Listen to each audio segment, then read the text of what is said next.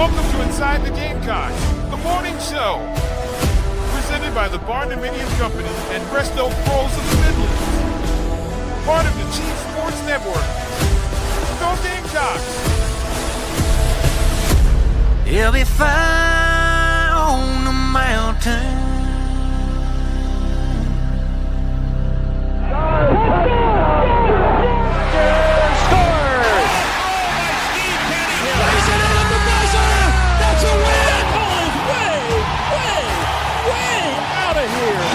Consecutive home runs for Carolina. It is good. It's gone. He's in. Touchdown. Williams with a throw to the plate. He's going to score. It's a walk-off. Touchdown, South Carolina.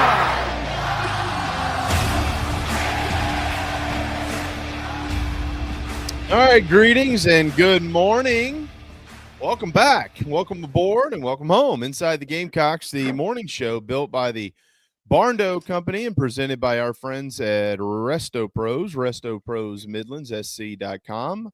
Always there when you need them. The Barndo Co. builds dream homes in the Carolinas. You can head to the barndoco.com and build your dream home today. Head to the barndoco.com. They are Gamecock owned and operated. That's Mad Dog. I'm JB. We're back after a third weekend day to celebrate and reflect on Memorial Day yesterday. We hope it was all safe for all of you this week, and hope you were able to enjoy some outside time with your friends, and most importantly, thank those who give us the opportunity to do that.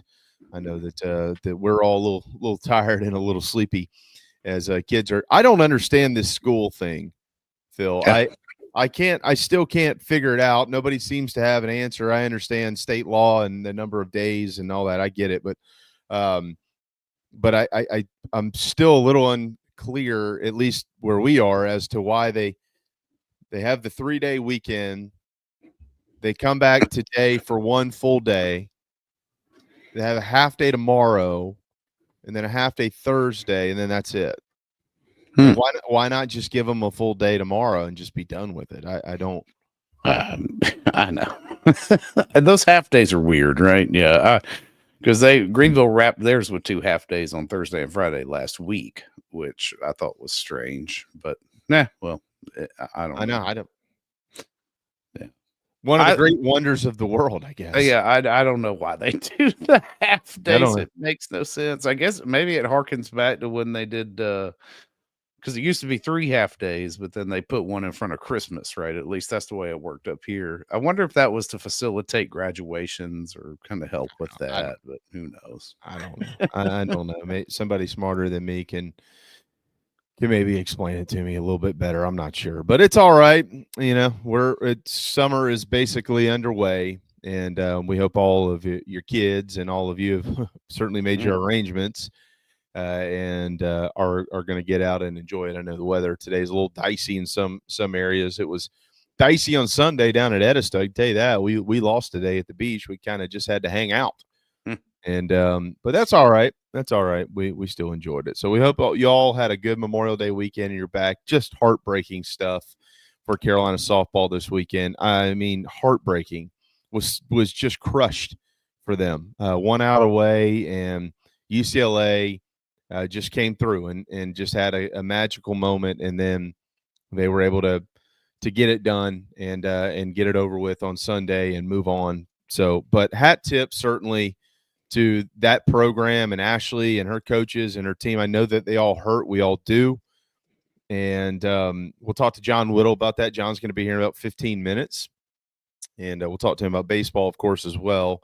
But that was just a crushing way to go out. They'll be back. They're not going anywhere. It was a huge weekend for them in recruiting.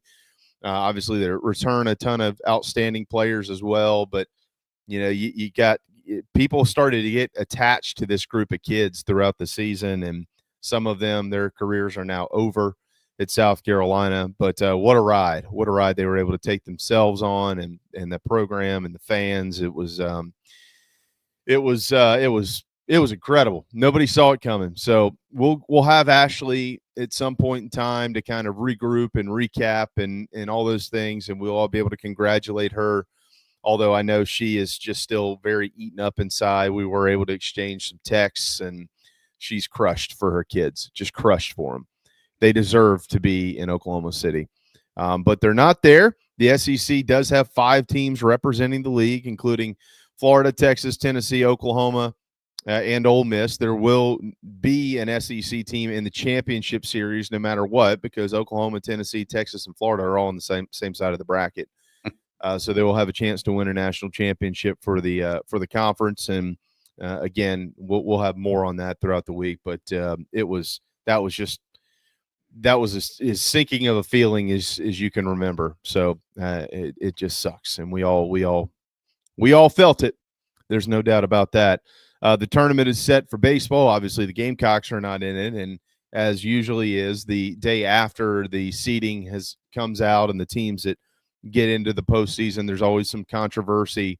I think that one of the most controversial teams that were in the tournament is Kentucky, and they didn't even win 30 games this year. So going off of their metrics, the Wildcats were able to make the postseason as part of a power program or power conference, as we all well know. Teams like Xavier, UConn, they were left out. Georgia Tech felt like they had a chance to host and probably should have been a host. Coastal Carolina felt like they should have been a top 8 national seed. I mean, there's a lot of stuff to fuss and discuss, but it's kind of like last year, the College of Charleston was the big snub. You know what I mean? Mm-hmm. I think, Phil, this year you could probably make the argument that the Big East has as much to gripe about as anybody, with UConn and Xavier not being in there. But we'll hit on some of that with John as well. We do have John Strickland today. We'll talk some Carolina football and the future of football in general. SEC spring meetings are underway.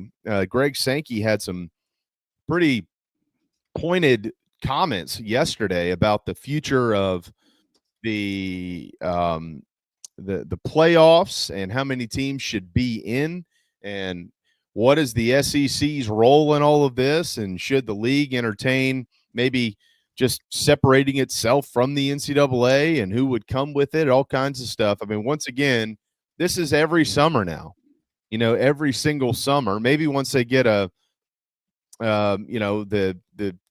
Commission for College Athletics in there, or whatever they're planning on calling that thing, College Sports Commission, maybe some of it will die down. But we get this every year, Phil. It's conference schedules. How many games are they going to be? Let's figure out the transfer portal. Let's figure out the timeline for the transfer portal. Now, how much money are we paying players? How many teams should be in the playoffs? The playoffs are going to expand. How big are they going to expand? I mean, this is June and July every year, and then we get in August, and we finally get to start talking ball a little bit more.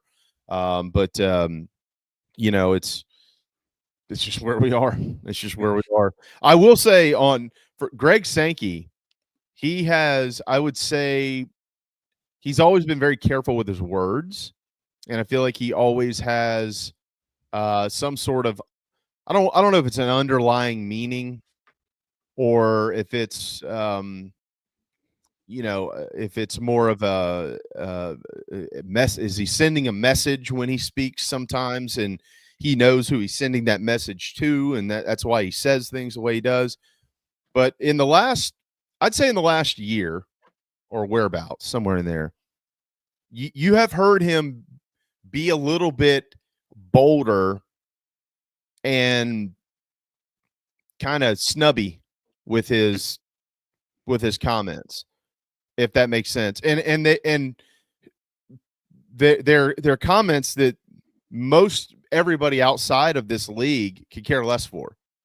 They view that as, oh, the mighty SEC, let me beat my chest. And I don't think that they've got any reason to not think that. To be honest with you, I could understand. I mean, if this was Jim Phillips and the ACC, or if this was the Big 12 and, they were speaking like they were kind of in charge, and we don't care what you think or do, this is how we're going to do it, I think that we would be probably looking at and viewing his or their comments in a very similar fashion. So, but I mean, he went as far to say yesterday is, I don't need to be lectured from anybody else as to how this needs to pan out. It's almost like I'm taking charge here. We've been asking for somebody to take charge for years. Nobody's cared to do it. Y'all have tried to come up with alliances, and you've tried to come up with this and that. None of that crap has worked. So since nobody decided that they wanted to step in and take charge of this thing, we'll just do it. And we'll do it the way that we want to do it. And we know that y'all can't move forward without us. And that's true. I mean, he's not wrong about that. They can't. I mean, the money is tied to the SEC. Pretty much everything is tied. Even the hate that's tied to the SEC is tied to the money. So you can't function without the most powerful league, or one of the two most powerful leagues in college athletics, right? And he knows that. And he also knows that anybody that becomes immersed in this College Sports Commission and is the leader of it, they're not going to be able to do their job without this conference in some way, shape, or form being a leader in whatever they're trying to achieve. They're just not going to be able to do it. There's too much money tied to it. So he's able to kind of stand out on a little bit of a sturdier limb and say, no, this is what we want, and here's why we want it. So we'll see.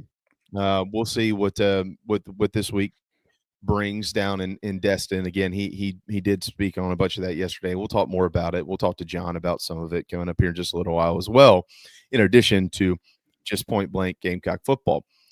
Taking a look in the Nano Sports chat box today, obviously some of you or many of you, or all of you potentially, are still very much engaged and concerned with what's going on with Gamecock baseball, and seeing that some of the players have been outspoken in support of the program, like Talmadge LeCroy and like Ethan Petrie and things like that. If you are asking what my opinion is on that, I mean, I think that, I still believe that this program is in a world of hurt, and it's circling the drain, to be quite frank with you. But also I, believe that players who are playing for the team should be confident in their staff and in their program and all those things, regardless of what we know and what's been said and the rumors that are out there and the facts that are out there. There's a lot more facts than rumor that are out there. I mean, John Whittle didn't publish a piece last week with a bunch of rumors in it. That's not what happened. He published something that had all facts in it. And, so these guys, if they feel like they want to band together to try to get the program steady again, I mean, I think we should all be all for that. As players, you're told to not listen to the outside world. Well, this would be that moment. And regardless of whether they agree or disagree publicly or privately with what everybody has now been opened up to. So, I don't blame them necessarily. I mean, I'm not so sure that, some of what they're saying is deep down, I guess, what they believe, but that's what they want you to think, and that's okay. And we'll see what type of impact that has on the program moving forward, because they do have the transfer portal officially opening here soon. Some names are public, some names are not public. There are going to be a bunch of transfers from South Carolina. And then they're getting some guys in the portal too. So we'll talk to John about that here in just a little bit. But that's it just is what it is right now, Phil. And I'm not totally convinced, by the way, that there won't still be some sort of changes down the road. I'm not saying that there will be, and I can't prove that there will or won't be or anything like that. That's just my gut feeling on it, as far as members of the staff or whatever the case is. I mean, I think that they've got some good coaches on that staff that people probably want. And then obviously, regardless of the fact that Paul Maneri said that there won't be any changes, I think that, there's always a chance that there could be changes no matter what. So if anybody's trying to read into that, like I'm not giving like some sort of a hint of something I know or don't know. I'm not at all. I promise you. I'm just saying that's just my gut feeling. So we'll see. We'll see what happens. But John and I are going to talk about that in just a little bit, and obviously we'll hit on plenty of softball there, and then we'll take a look too, Phil, at the baseball postseason. Again, the Gamecocks aren't in it, and if it doesn't hurt already with what we know about the program and where things are, this hurts more, in my opinion. Your peers are Vanderbilt, Texas, Arkansas, Auburn. They are the top 4 seeds in the tournament. Another one of your peers is not in your league, but you do play them every year and you share a border with them. North Carolina, they're the number 5 overall seed. And then you got LSU as the number 6 overall seed. That's one of your peers. You got Georgia. That's one of your peers. They're the number 7 overall seed. Florida State is just to the south of you. You do recruit against them in many instances. They're the number 9. Ole Miss is the 10. That's one of your league peers. Your arch rival is the 11th overall seed. Coastal Carolina is the number 13 overall seed. That's a big problem if you're the Gamecocks. Like, that's a huge freaking problem. Hats off to Coach Schnall and Matt Williams and their entire team, and Chance Miller, who's the AD up there. There's a lot of Gamecock flavor in that program. Coastal Carolina is a force right now, and they're within your borders. And South Carolina's lack of basically relevance has partly allowed some of that to happen. Tennessee's the number 14 overall seed. That's one of your peers. I mean, you are surrounded. Everything that surrounds you has a chance to win a national championship this year, and you're nowhere near the postseason. So it's a pretty bleak outlook for the future, and especially when you look at the bracket and who's where and doing what, et cetera, et cetera. It's not good. So we're gonna talk to John about it. That's for sure. But we got baseball, we got football, we got softball, and we got all of you. We're back from a wonderful Memorial Day weekend. I will add, we've got new program alert coming up on Sunday night. Welcome to SEC Sunday night. Our brand new Southeastern Conference focus program launches this Sunday, June the 1st at 8 o'clock, right here on the Chief Sports Network. You can pull up your Chief Sports app, or you can watch it on the Chief Sports South Carolina YouTube page. It's hosted by Rob Williams and Craig McMichael, and it will recap the week that was. It will tee up the week ahead. They'll have deep dives on all the hard-pressing issues in the SEC. I'll bet you this week a lot of it will be what's coming out of Destin at the SEC spring meetings. They'll have elite guests every week directly talking about the conference and the things within the conference. This is from everywhere. This is not just South Carolina. And again, it launches Sunday night, this Sunday, June the 1st at 8 o'clock on the Chief Sports Network. SEC Sunday night, new programming as part of our Chief Sports Network. We're very excited for those guys. We'll have Rob in this week to talk about it. You'll hear more and more about it. And we're fired up. I think you're really we've been working hard on this for a few months, and we're excited to kind of bring it to you now that the summer's getting here. We're getting into a lot of football stuff over the next few weeks, and obviously in August we'll start playing football. So SEC Sunday night coming to you, part of the Chief Sports Network. Hang tight. When we return, John Whittle with the Big Spur will be here on Inside the Gamecocks, the morning show. Oh, man. The building is on fire. Emergencies and accidents happen. When you're in the middle of a fire or water event, all you want is for things to return to normal as soon as possible. Resto Pros of the Midlands is with you, guiding you through the process and working with you to get your home or office back in working order. They'll answer your questions, discuss procedures, and can act as your advocate when it comes to processing your insurance claim. Resto Pros Midlands SC.com. Open 24/7 when you need them. Quality that is guaranteed. Welcome to SEC Sunday night, part of the Chief Sports Network. Debuting Sunday, June 1st at 8 p.m. on the Chief Sports app and the Chief Sports YouTube page. Hosted by Rob Williams and Craig McMichael, SEC Sunday night will feature the conversations, have the information, and host the guests that make this storied conference great. Join us June 1st for SEC Sunday night on the Chief Sports Network. Welcome to Dry Space Crawl Space Solutions. Basement crawl space encapsulation designed for your specific needs. Your crawl space can be susceptible to all sorts of issues, including moisture buildup, mold growth, and structural damage if not cared for properly. Let our trained experts provide basement crawl space encapsulation solutions to protect your home, improve air quality, and enhance energy efficiency. Schedule your consultation today for a safer, healthier space at dryspacecs.com. Dry Space Crawl Space Solutions, proud supporters of your South Carolina Gamecocks. Happy New Year from the Barndominium Company, where they are building dream homes in the Carolinas, Georgia, and Tennessee. Their turnkey process can be custom designed and takes 6 months on average. Make your dream a reality. Visit thebarndominiumco.com. Thebarndominiumco.com.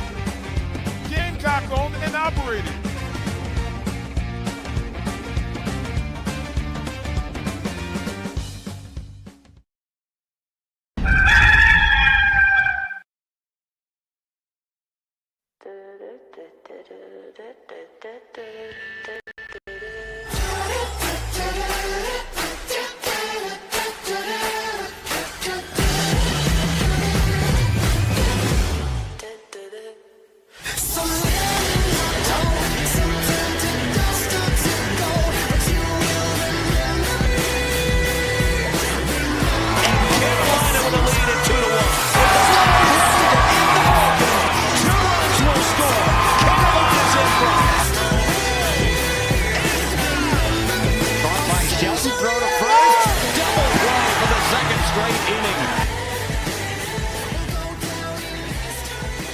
Yeah, they will. They will.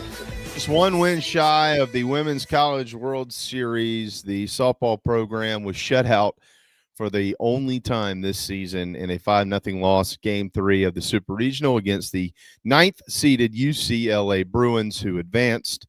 And the Gamecocks are still looking back on what was and what could have been. John Whittle, as he joins us now from thebigspur.com. It was remarkable. I think we were all beginning, John, in the 7th inning of Game 2 of that Super Regional to okay, can I make this trip work to OKC, or what are our plans for next weekend? What's the draw going to look like? Who are they going to get? I mean, they're up 3 runs. You're starting to feel a little comfortable.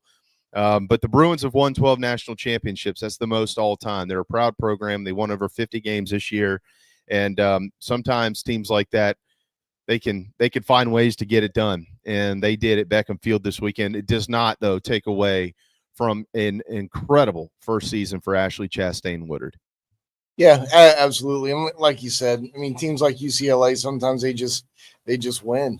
I mean, that's what they've done all year. They've won 54 games, 55 games, something like that. I mean, you when you're not used to losing, you figure out a way. You're able to figure out a way, and they have one of the best offenses, one of the best home run hitting teams in the country. It just happened that way for the Gamecocks this year. I thought South Carolina, based on its resume, deserved to be that number 8 seed and host the Super Regional. But at the same time, like UCLA had a little bit of a different resume, but they were really, really good and really, really strong in what they do well. And it just ended up being a little bit better on the weekend for one game and plus 1 inning, and that plus 1 inning was just enough. But I thought South Carolina acquitted itself really nicely. Major kudos to Coach Woodard, Coach Ashley Chastain Woodard. I mean, like, you look back and I believe that South Carolina had one lady on the All SEC team, and to me, what a hell of a coaching job. If you can be the number 8 national seed, have only one player who is a second team All SEC performer, I mean, you're getting more out of the sum of the parts, so to speak. And to me, that's what coaching is maximizing your talent and putting them in best positions to be successful. And I mean, I'd never been to a softball game in my life before this year at South Carolina. And, I went to about a dozen of them, and, I had a great time following the team. And certainly great things are still to come for Coach Chastain Woodard and, what they've got going on at South Carolina softball. Yeah, no doubt. And correct myself, by the way, shut out for the first time all year at home. They were shut out twice this season, once on the road at Auburn. But regardless, I mean, yeah, this team came in too, UCLA, John. They had hit 93 home runs, and they only hit 2 on the weekend against South Carolina. And, you could tell on Sunday that, the Gamecocks maybe had run out of gas a little bit, and UCLA was feeling it. And understandably so. I mean, after what happened, but I think you make really an incredible point. I think what you're getting at there is she maximized every ounce of talent out of every player that she had throughout the season. Her and her staff did. I mean, you want to congratulate Jody and Katie and everybody there. I mean, could you make an argument that they had one of the best rosters in this league? I mean, I guess somebody could probably make an argument, but I don't know that they did, John. I would say that you could probably look around and see more talent in a bunch of places besides right here in Columbia, South Carolina. But I don't know that anybody squeezed the juice out as much as they did, putting them in roles to be successful. And they had a lot of confidence. They believed in themselves. That is coaching right there. And if that's what they're going to do year in and year out, they're not going anywhere. They'll be right here in position every season to get to the middle of America. Yeah, I absolutely agree with you on that. We can sit here and debate the talent level all they want. I mean, I look and, I'm certainly no softball guru and haven't been following it for years and years, but I look at it individually, player by player, and I'm like, God, if there's a third baseman out there much better than Ella Chansey, then well, good for her. there's a much better player out there than, Brooke Blankenship, then good for her. And same with Lexi Winters, and same with Carly Shelton, and same with Ariana Rhodey, and same with Quincy Lilio. But the SEC coaches voted on who makes all SEC team. And, they put one on there, and that was Sam Gress. And, I don't know. I don't know. I think South Carolina will just continue to get better. And the more that South Carolina is around, the, better players will be able to recruit and bring in and add a little bit of depth to the roster and see how it goes from there. But certainly a heck of a season for Ashley and her team, and congratulations to her. Yeah, we'll have to confirm the numbers and see what we can get out of what happened around the ballpark this weekend. But last week, Ashley did mention to us that they had, I think, 10 or maybe more than 10. Maybe it ended up being a little bit less, but somewhere around that number as far as transfers in town on official visits. And she had mentioned, too, I was talking to her while I was watching practice back in April, John, and she had brought up to me then. She was like, yeah, the transfer portal, it kind of sucks as far as the timeline of it, because it's open during the postseason. So we've got to figure out this and figure out that. And we'd like to see this thing backed up on the other side of the College World Series so we can focus on our team. But the byproduct of that is, if you're one of the 8 teams hosting a super regional, then it kind of pays off for you because you get to bring them into that environment this weekend. So, we'll see what comes of all that. I don't know if you're going to end up doing any digging on that or not. The other point I'll make is this. Watching the regionals and then watching the super regionals again this weekend, and watching them in comparison to some of the other ballparks across the country, some of these other places that have invested in, they've got more tradition. They have invested in their softball programs. It took me back to the early 2000s under Coach Tanner, when we started seeing regional after regional, super regional after super regional taking place at Sarge Fry Field. And you would begin to look around. Arkansas at that point in time had made some upgrades in their ballpark, and there's some other places who had done some things. And that's when the conversations were beginning to be had about, what do we do here? Do we upgrade Sarge Fry and do this, that, and the other? Or do we build an entirely new ballpark? Now, they're not going to build a new ballpark. I mean, they've just renovated this thing like 10 years ago, and it is beautiful. But watching it on TV, you can see, hey, look, if they're going to continue to be pretty good, and this school is going to rally behind this, and the fans, and they're going to invest themselves in this program, then we're probably going to need to invest in that as well, John. So I'll be really curious. Not that there's not enough going on at South Carolina right now with renovations and projects and all that. They got plenty to worry about. There's no question. I get it.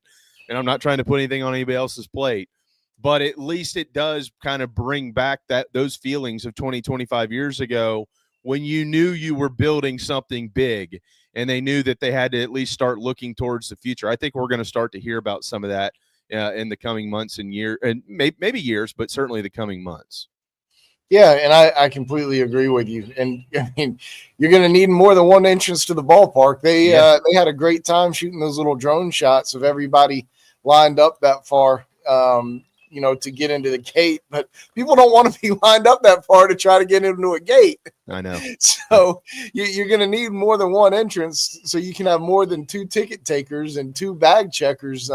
So yeah, I mean, something's going to have to be done over there to tweak some things. You'd love to see some outfield stands. I know it's really tight back there. I don't think you can do much in terms of moving the track, but you got the sand volleyball courts out there in right field, and I wouldn't think it would be too tough to shift sand volleyball courts, backwards or whatever direction you think, an extra, 7,500 feet, and be able to add some stands out there in right field. I think that adds a little bit of character anyway, but there's going to have to be a few more seats in there.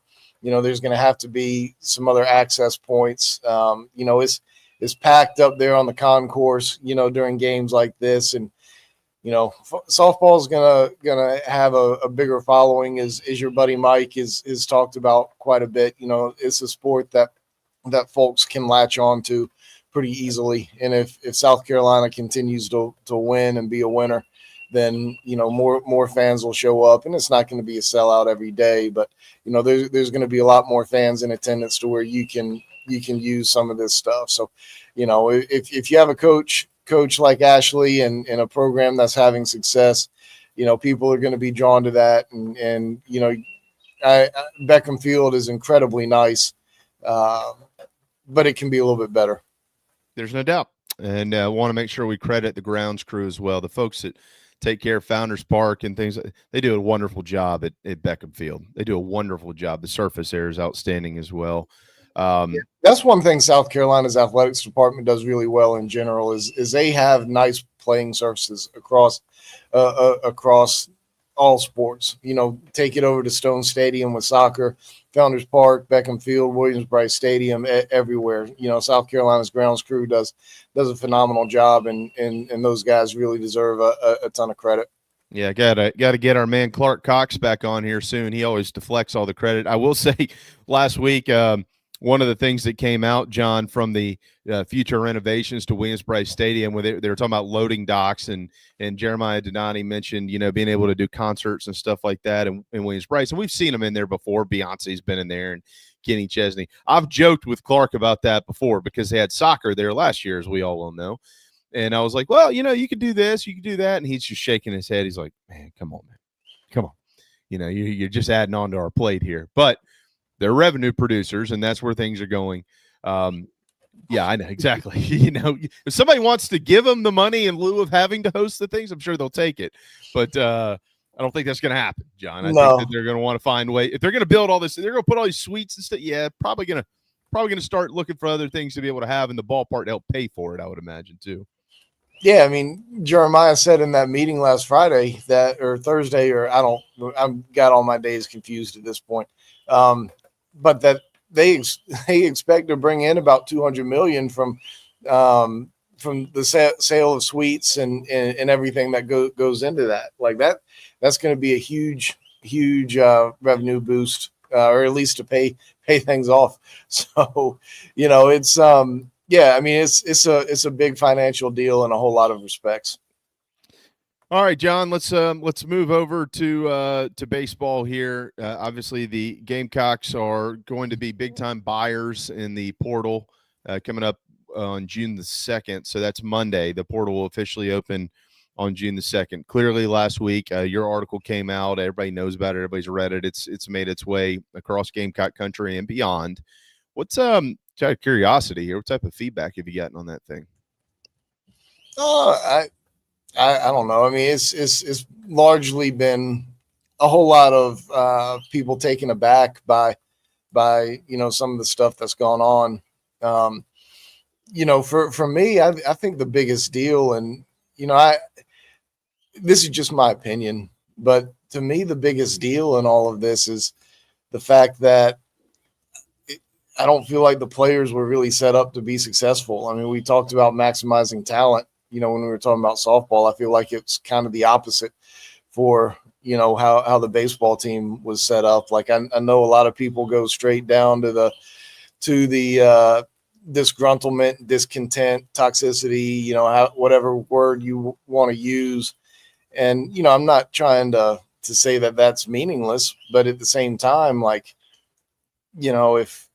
if you're working out and you're bigger and stronger and better, if you have access to these tools that help you get better, like, your TrackMan, your hitting labs, your partnership with Maven, like those kind of things, like you have the opportunity to be more successful. And then that in turn, that probably lessens your disgruntlement, and amongst everybody.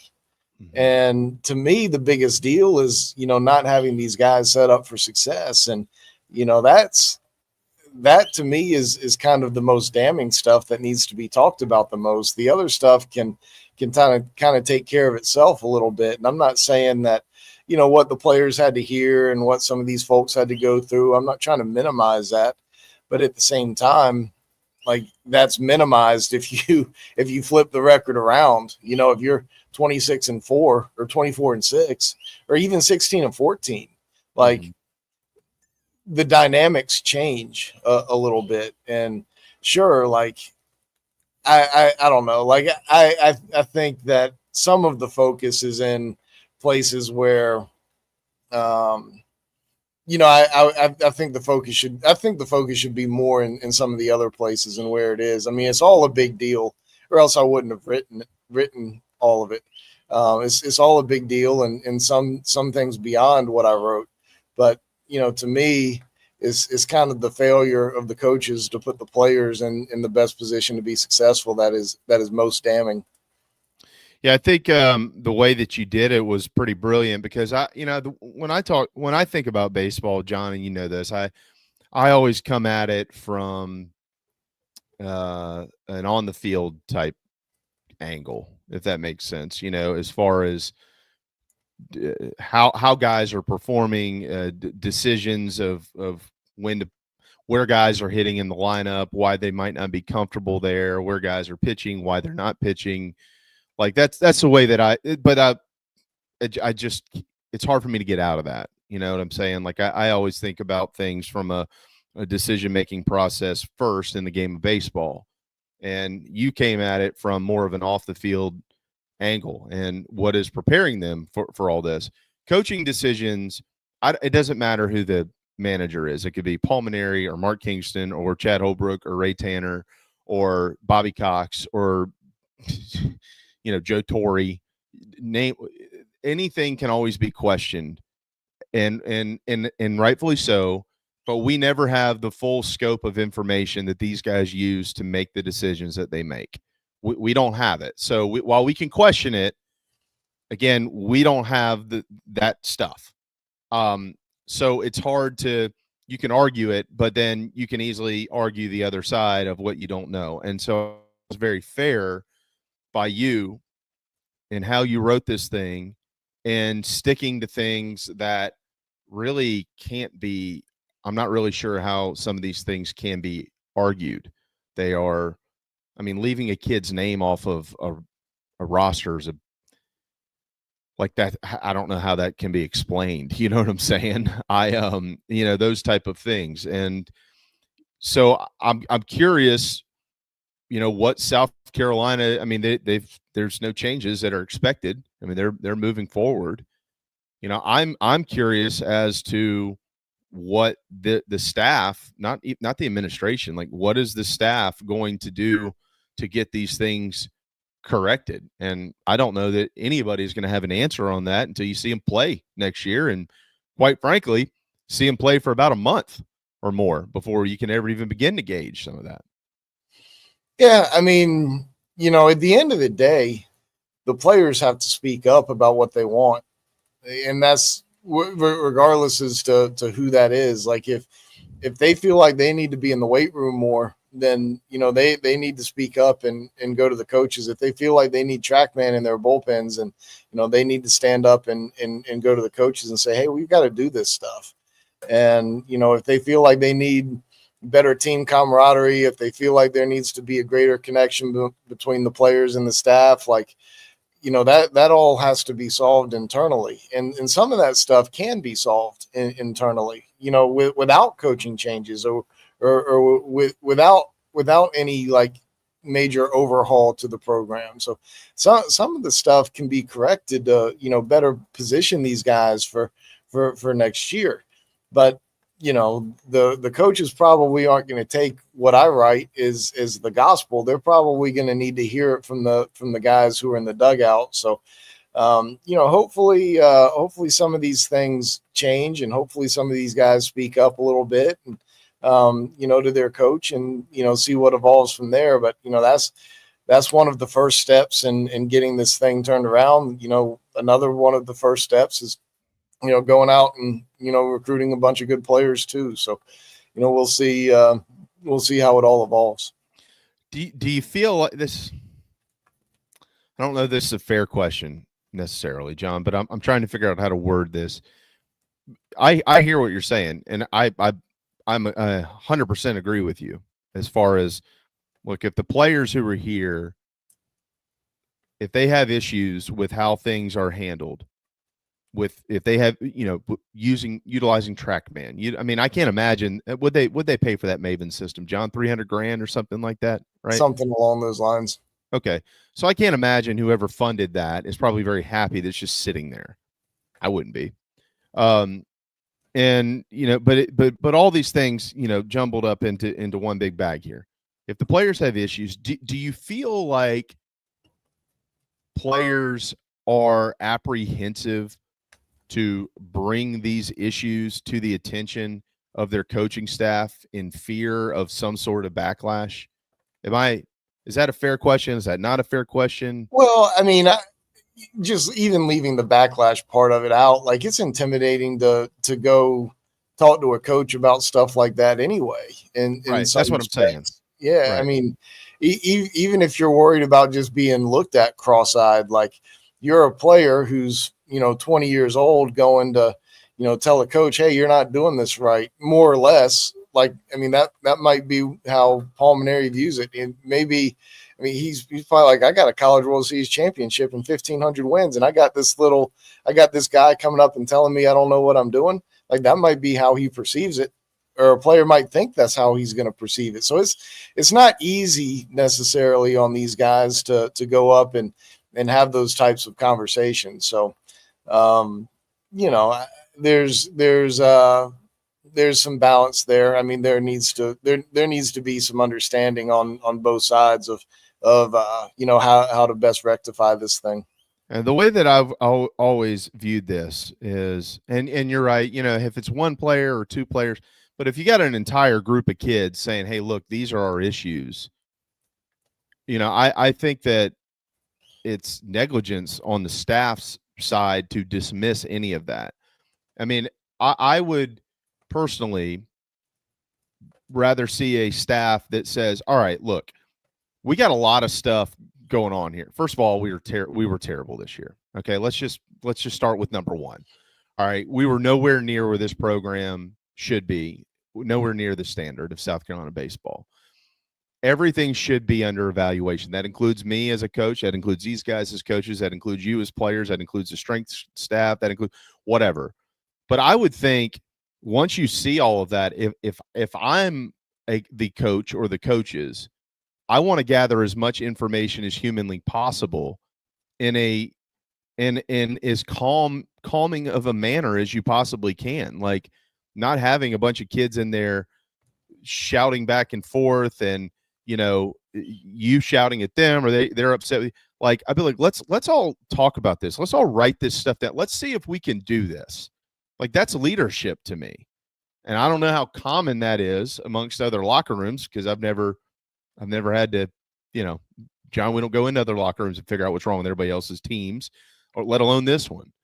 But I think if you're the leader of a program and your expectation, Paul Mainieri's resume, it's stellar. This guy's been around forever. He's beaten everybody, he's won everything, he's done everything.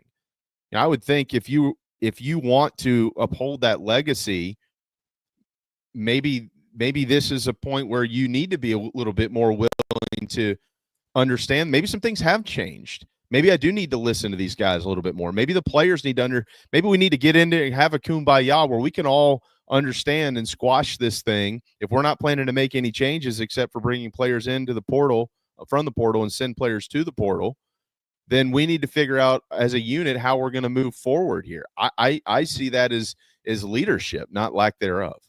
No, I agree with you. And, one comment that I've seen made, and I think somebody even said it in the chat box earlier that I want to address, like, it's not every guy who hates the program. In fact, most people don't hate the program. Like, most people love being at the University of South Carolina and love being a baseball player at the University of South Carolina.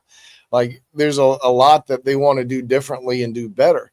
But even then, like, that's not everybody. In the political world, you hear people talk about 80-20 issues and how, you want to be on the 80-20, the 80 side of the 100%, right? And like, but even if there's an 80-20 issue, which most of the country, obviously feels a part of, there's still 20 people or 20% of people who feel another way.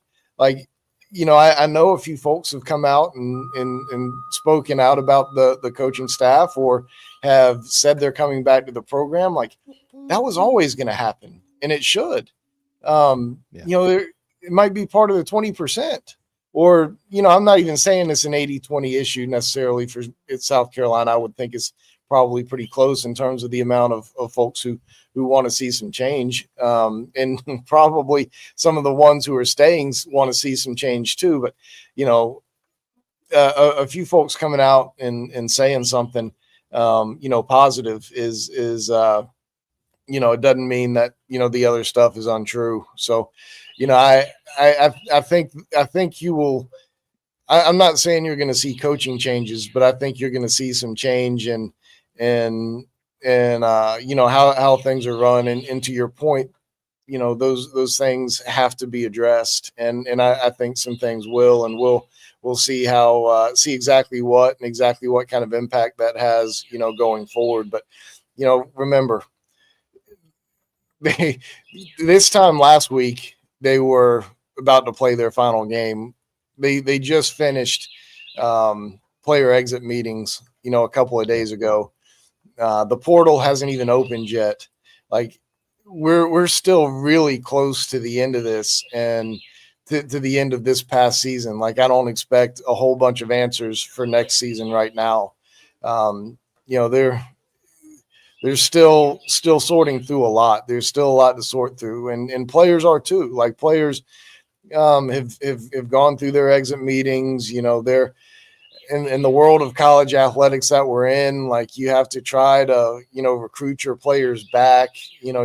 There's the financial aspect of it now with regards to scholarship money and NIL, more importantly, or rev share, or just cash dollars, more or less, I guess is a better way to say it for right now. Like, all of that stuff still has to be discussed, and they've discussed all that with the players in their exit meetings, and some of these guys are trying to decide whether to stay or go. Some have already made the decision to go and haven't announced, and a couple of guys have already made the decision to stay and haven't announced. So but there's still a lot of roster things to kind of figure out within the guys, from last year's team. So, we'll kind of see how it all evolves going forward. But I mean, it's still in the infancy of any kind of talk of changes or whatever else, and how the roster is going to go. So we'll see how it all evolves in the coming weeks and probably a few months as well, and see what happens come fall in terms of the different dynamics and what is being implemented.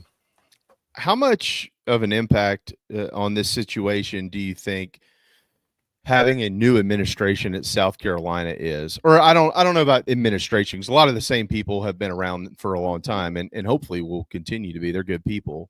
But the AD is new. I mean, he's brand new to this thing. He just took over, John, like not even 6 months ago.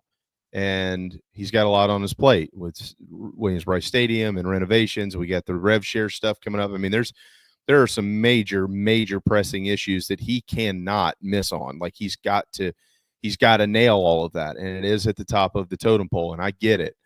But this is a very rare situation, if you ask me, and you just wonder, being a new athletics director, how he wants to handle or maybe not handle some of this. I guess what I'm getting at is, if a prior administration was still here, do you feel like we would have at least had some sort of comment from the university to this point? Because we haven't heard a word.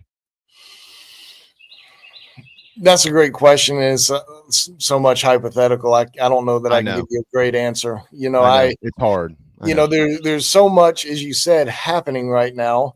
I mean, you just have on the same day my story came out. You have the announcement of the phase 2 of Williams-Brice Stadium project, getting an extra $350 million in there. You've got all the dynamics of the house settlement going on.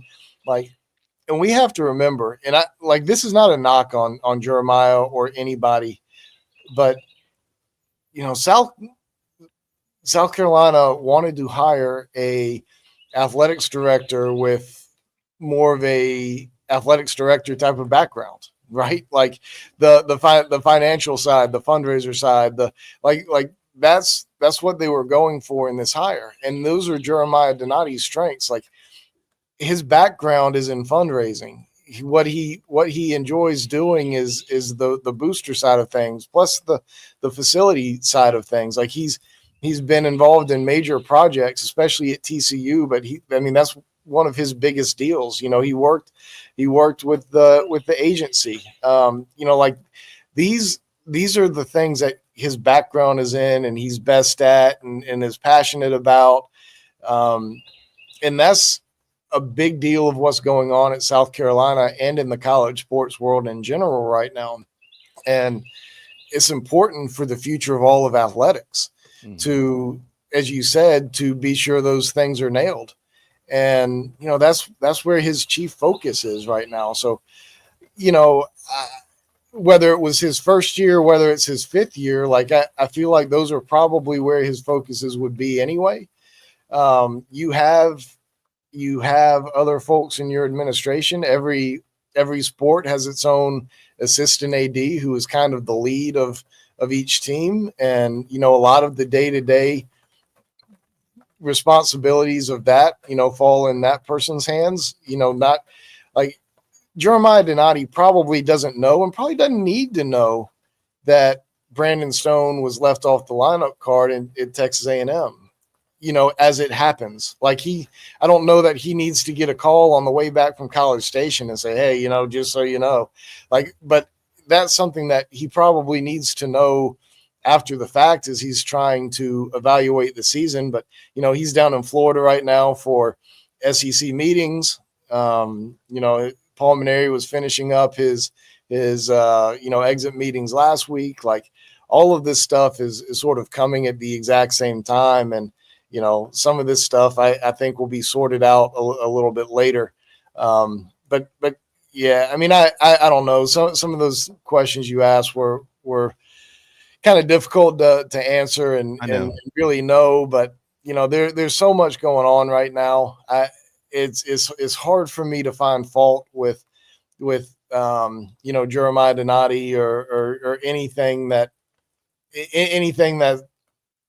you would think would have come across his desk or have made a decision on, just because of all that's going on right now. And that's not to minimize the baseball program. The baseball program here is obviously very important, but there's not much that can be done right this second to influence, what and move the needle when you look at, some of the other things that's going on. And he may have just decided that they're stuck, almost regardless. Obviously there's some things that can come out that can change that. Just in general, I'm not saying that there are things that happen within South Carolina this year that could change that, but in general, like, you can always change your mind. But, he may just say, hey, listen, let me think about this. I've got all of this stuff going on within the university right now. I've got to find this extra $20 million, for the house settlement. I've got to do all this, that, and the other. $7.2 million for a sport that loses money. I can't deal with that right now. The players are going to have to go without TrackMan. Let's saddle up and ride. But I don't know that that's happening either. So we'll kind of see how it all sorts itself out here in the coming weeks and so forth, and see where it goes. Yeah, a lot of blank spaces. I know, John. There's really no easy way to have the conversation because we just don't know enough. We don't. And as you pointed out too, we're what are we? 5 days away from, or 6 days, either way, 5 or 6 days away from the portal actually opening, and there are still 64 teams playing college baseball. And as we well know, it's not any different than it is with college basketball or college football. Once all that stuff plays itself out, a lot of things that you never expect to happen begin happening. Could any of that affect South Carolina? I would say it probably could. I'm not guessing that anything will. I'm not hinting that something will. I have zero idea, just like you. But as you pointed out, it's still very early in all this. And it was. Do you have a snub from the postseason in college baseball? Did you get that deep into the bracket? I don't see any way that Kentucky should have been in the tournament. I don't know who the next team is. Like, and I know I'm biased because I love Skylar and me, but they won 9 out of their 10 conference series in a good Sun Belt conference. I mean, they stumbled at the end of the year, and their RPI didn't end up being great. 29-26 gets into the tournament. I don't know. I don't know who got snubbed. Y'all pick out who the best snub is. I'll let y'all do that. But somebody has to be in over Kentucky.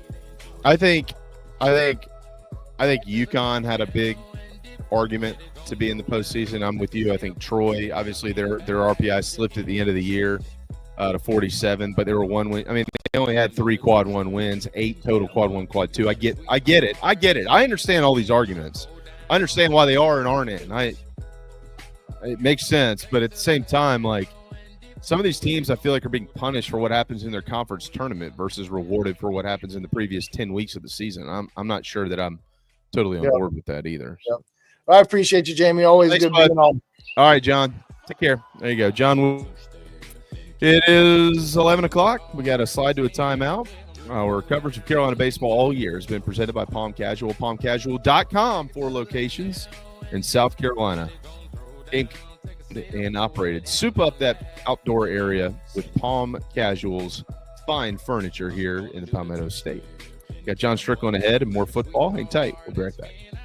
The season rolls on at Love Chevrolet, where the inventory is overflowing and the deals are in full bloom. Rev up your spring with Love's exclusive specials on Suburbans, Tahoes, Silverados, the entire lineup of award-winning Chevys on the lot now and ready to go. Spring-tacular savings at Love Chevrolet. We're talking the best selection of new Chevys, the lowest price, guaranteed. In fact, they'll beat any competitor's price or give you $1,000. The other dealers upsell, overcharge, and will say most anything to get the sale. At Love Chevrolet, satisfied customers do all the talking, and they say things like helpful, honest, and fun. Your trusted hometown Chevy dealer since 1961, Love Chevrolet. I-26 at Harbison and at lovechevy.com. Together, let's drive. That's the power of love. Love Chevy. Hey Gamecock Nation, my name is Kyle, longtime listener of the show and avid golfer. I wanted to take my game to the next level, but let's face it, golf is a hard game to learn on your own. I heard the ad from McKellar Enterprises and reached out to the owner and former Gamecock golfer Meredith Taylor. In just 2 months of working with Meredith, I shot my lowest round ever, and I've never felt more confident in my golf game. So if you're looking to take your game to the next level, go to McKellarEnterprises.org and book your lessons today with former Gamecock golfer Meredith Taylor. Go Gamecocks! The Aventon Adventure 2 takes the same basic design as the original Aventon Adventure, making it an adventure bike designed to take you places that typical roads just don't reach, allowing you to ride whatever terrain you want based on your whims of the day. Look at what you're getting: hydraulic disc brakes, torque sensor for responsive pedal assist, great LED lighting, suspension, a beautifully welded frame with excellent build quality, included rear rack, included fenders. The list just keeps going on. Visit electricbikescharleston.com for more. I said, oh Lord Jesus, it's a fire. Ain't nobody got time for that. Disaster comes uninformed. During and after natural disasters or accidents, there can be a heavy loss to property. It can become extremely difficult to bounce back to what you knew before. Having your home or office destroyed or damaged by water, fire, smoke, or mold affects your personal and business lifestyle. Resto Pros of the Midlands is here to help. Open 24/7. Call them when you need them. 803-493-0170.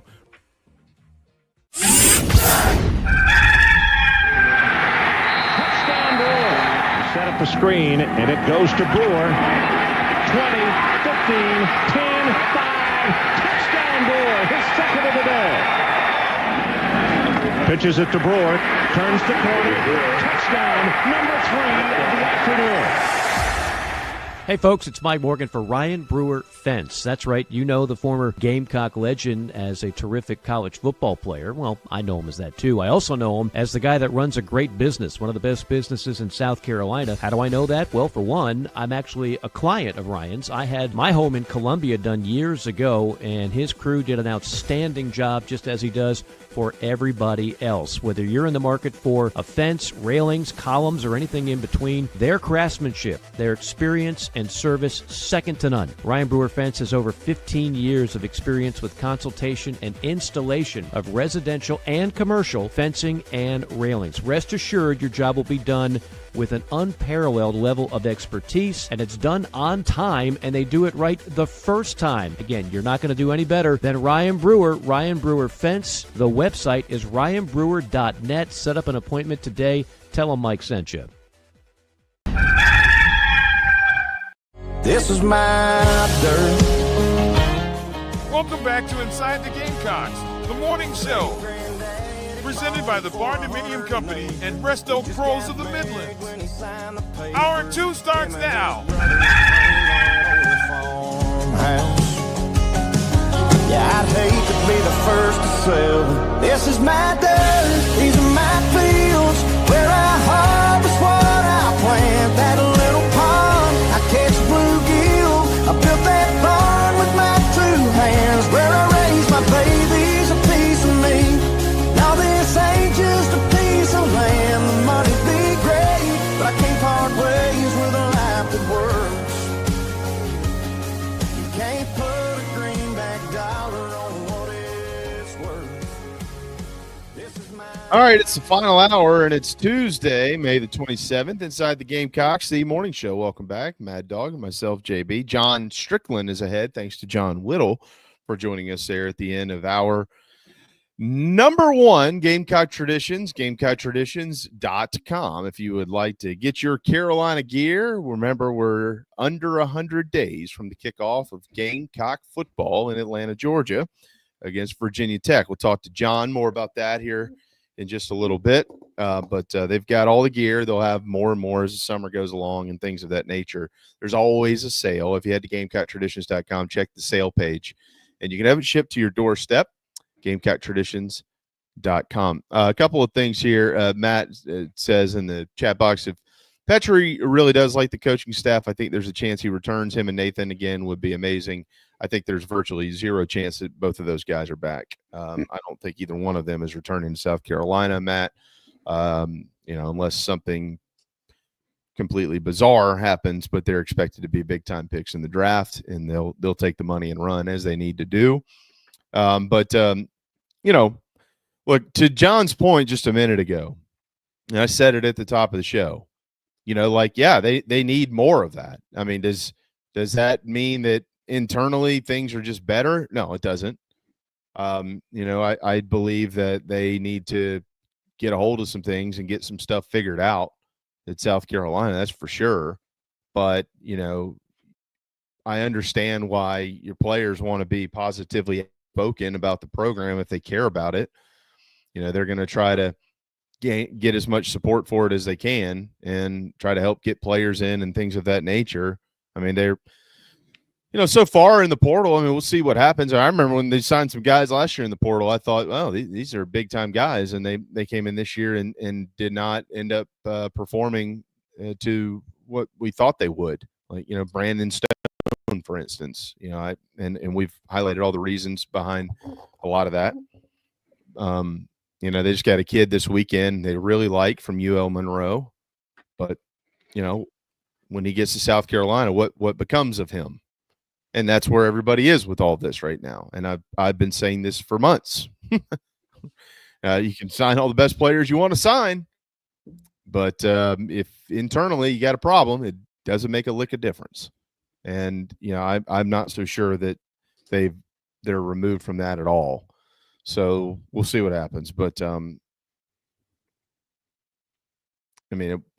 thought it was a little surprising to me, Phil, that Petrie came out as full blown as he was towards supporting the staff. But I like Ethan a lot, and he's a really good kid, and he's going to be a pro. The kid's going to be a big leaguer. He's going to hit in the big leagues.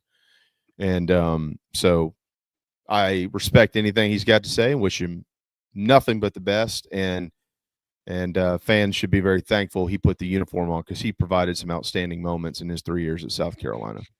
Yeah, I mean, we're ever grateful to Ethan and love watching him develop, and hate that this season did not, end with the record books like we kind of had figured heading into it. But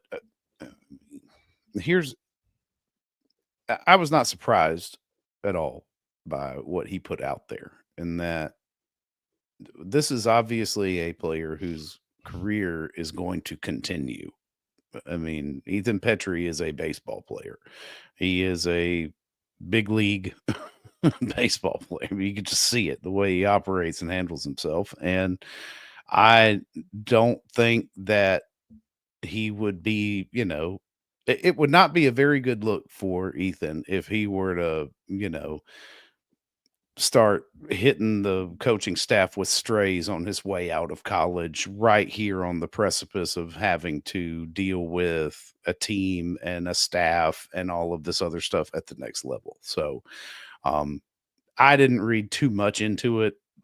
Hey, I'm supporting my team all the way out the door. But yeah, I figured it had a very farewell-ish, as I saw in the from Queen of the Cocks there, feeling to his tweet, and I'm not surprised that he did not use that opportunity to fire any shots. It just doesn't seem like his character. No, I mean, I'm more personally, if hey, look, if you don't have anything good to say, just don't say anything about it. Just move on. And, but the one thing I know about Ethan Petrie, I've talked to him about this. He'll bleed through for that uniform. I would venture a guess, a very strong guess here, educated one, that he had plenty of moments this year where he was as frustrated as anybody at South Carolina. Don't need to go into all the reasons, but I would say that that's a pretty good bet. But, he loves South Carolina. He loves the Gamecocks. And he loves his teammates. And, he loves the fans.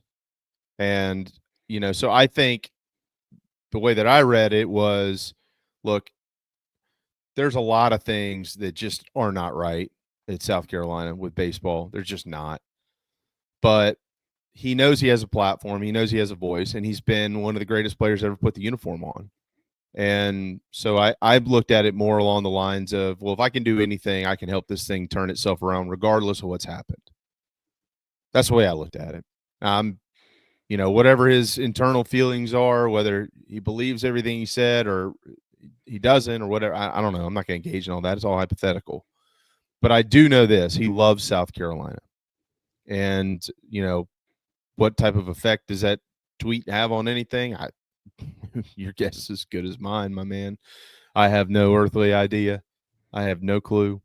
I do, again, stand very strongly on everything that I have mentioned, everything that John has mentioned, and that none of that has been working in rumors. Lee Croy, he's coming back, so obviously he doesn't want to come back and have a bad year. And I think that Lee Croy is going to want to, do everything he can to help the program, even if it's at the expense of how things are run around there, or against the grain of how things are run around there. I don't know. Maybe if we just get better players, we can overcome some of this. I don't know. I saw somebody sent me, Kimball's comments. Look, I'll say this for Roman Kimball. I thought he was he when he would get in the game the last couple of years, he had some rough moments. Okay. And he would tell you that. I don't think, based on what I have been told and understand, I don't think that South Carolina did him a lot of favors as far as helping him find some magic in there post-surgery. I don't think when you look back on it again, just from a baseball standpoint, I think it was, I think we were probably overestimating what he would have been capable of doing versus who he was before he went down with the injuries.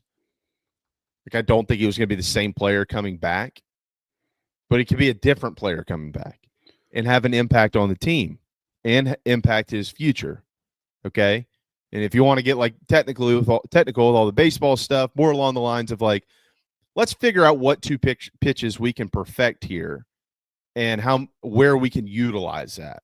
For a guy who's pitched as much as him, I mean, he's a former Friday night starter. You know what I mean? Like, there's something there who can help your team. You just got to find it. You got to figure out what it is.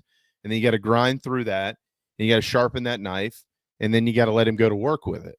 And I personally think that the school failed him in that, to defend him a little bit, because we've seen the stuff that he's capable of having.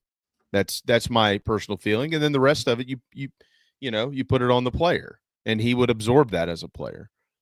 Now, I think that his dad put him. I clearly his dad doesn't have 1 ounce of positive energy towards a couple of members of this staff, the pitching coach and the head coach. That's crystal clear. He said it. Even if Roman Kimball feels that way or believes that, and I'm not saying that he does, but even if he does, he's in a really tight spot when his father says that, because Roman Kimball still has his future to worry about. He still wants to pitch. He wants to play the game of baseball. And right now he's not a draft guy. Now, could he sign an indie deal or a free agent deal or something like that and go pro and kind of fine tune his craft there with the right organization? I would say yes. Of course he can. What type of money is he getting for that? Probably not much. Or could he re-enter the transfer portal and go pitch again in college?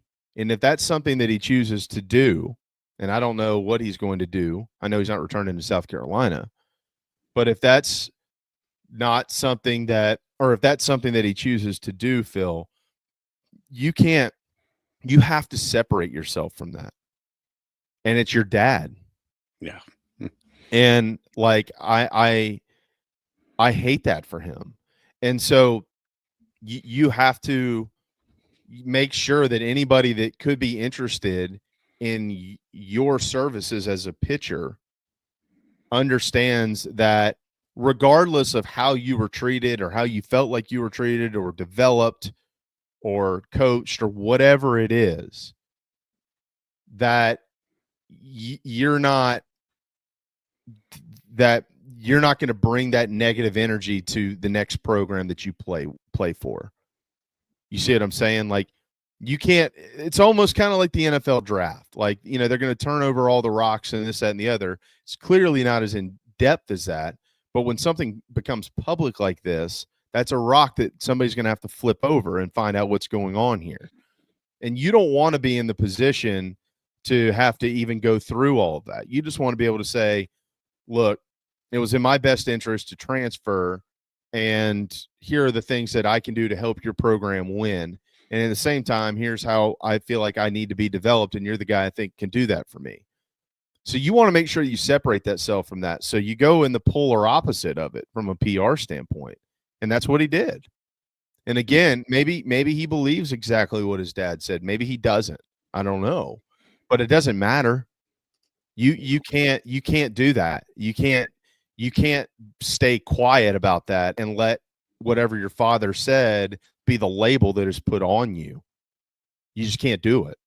And so he had to hardline sprint in the opposite direction so Roman Kimball doesn't have another strike against him going forward wherever he's going to play. That's my take on it. And I applaud him for doing that.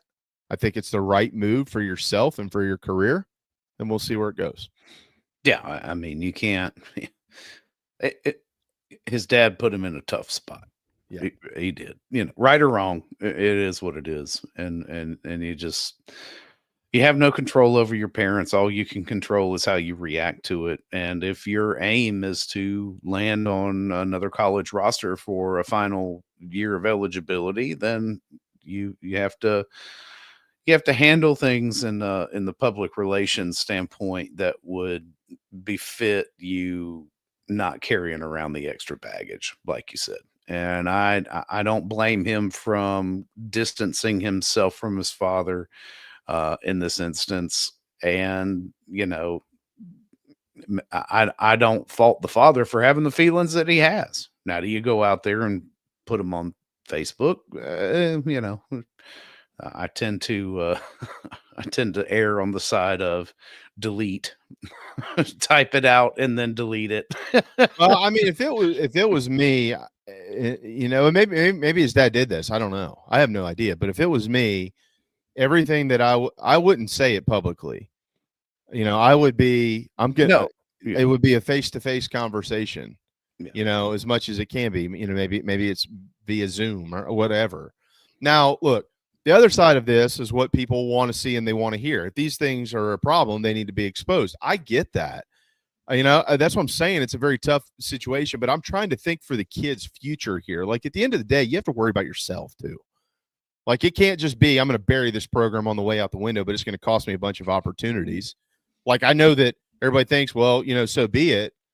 Or not everybody, but a few people will, so be it, like the program, because they're concerned about the program. And I get that. I understand. There's no fault in feeling that way. No, but I mean, as a dad myself, I don't know that I would have it in me to throw any roadblocks in the future of one of my kids by doing something like that. Again, am I saying what his dad did was wrong? Not necessarily, but I'm also not saying that it was right either. But I do understand it. Like, just the whole thing is just bad. It just sucks. It's just a crappy situation. The whole thing sucks. Now, I think what's even worse than this, to be quite frank with you, is the fact that this comes out and it's an awful look for the kid. It's an awful look for the program.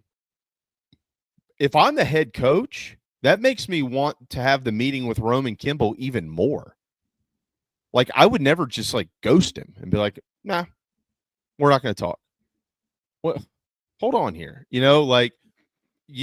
Part of your job as a leader is to gather information, and it might be a tough conversation. It might be something you don't want to hear, whatever the case is.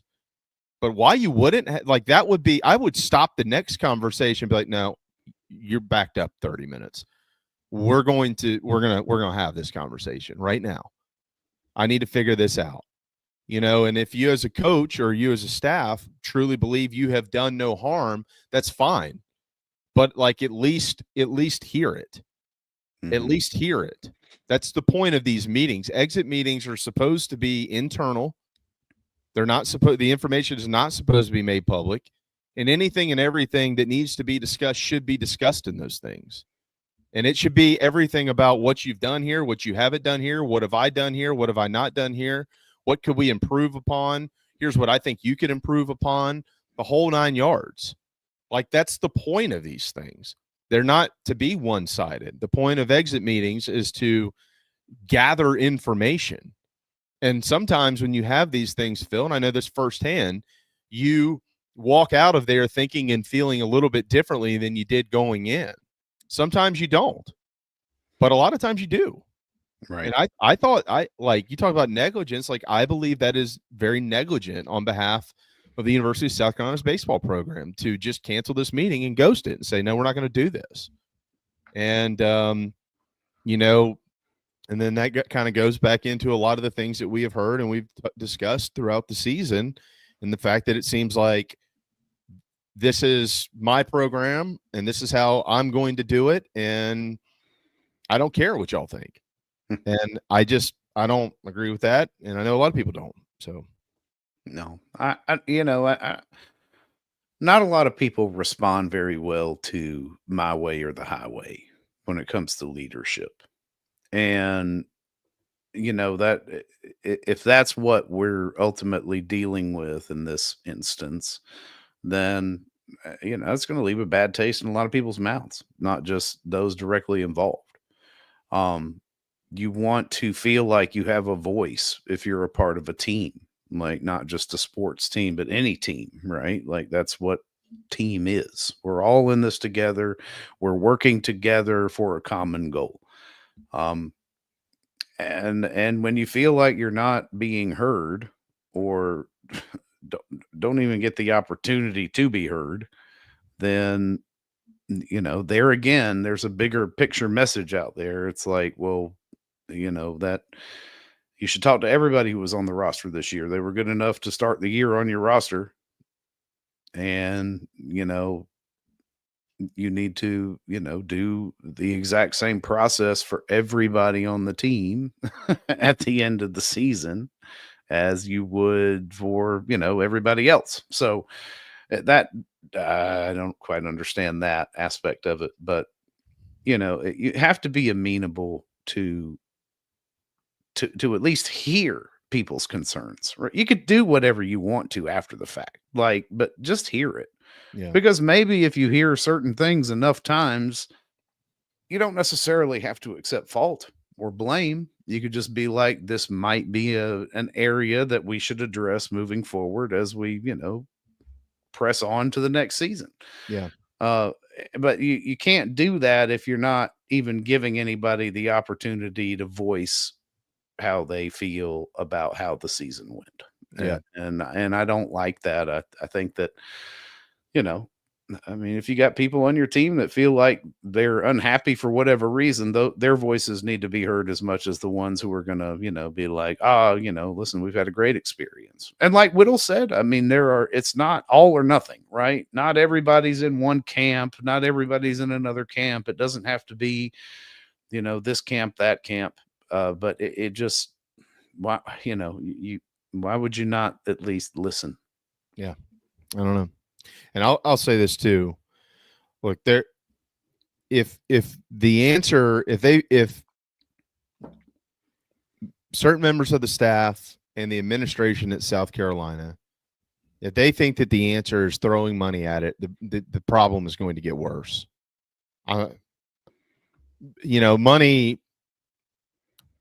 Money's a great thing to have, but if you don't have the culture, what are you going to do when a kid that you've given a bunch of money to isn't performing? You're going to hold that against him? We're giving you all this money and you can't play? You think that's going to make things better? How are you going to explain it to the administration or to the fans?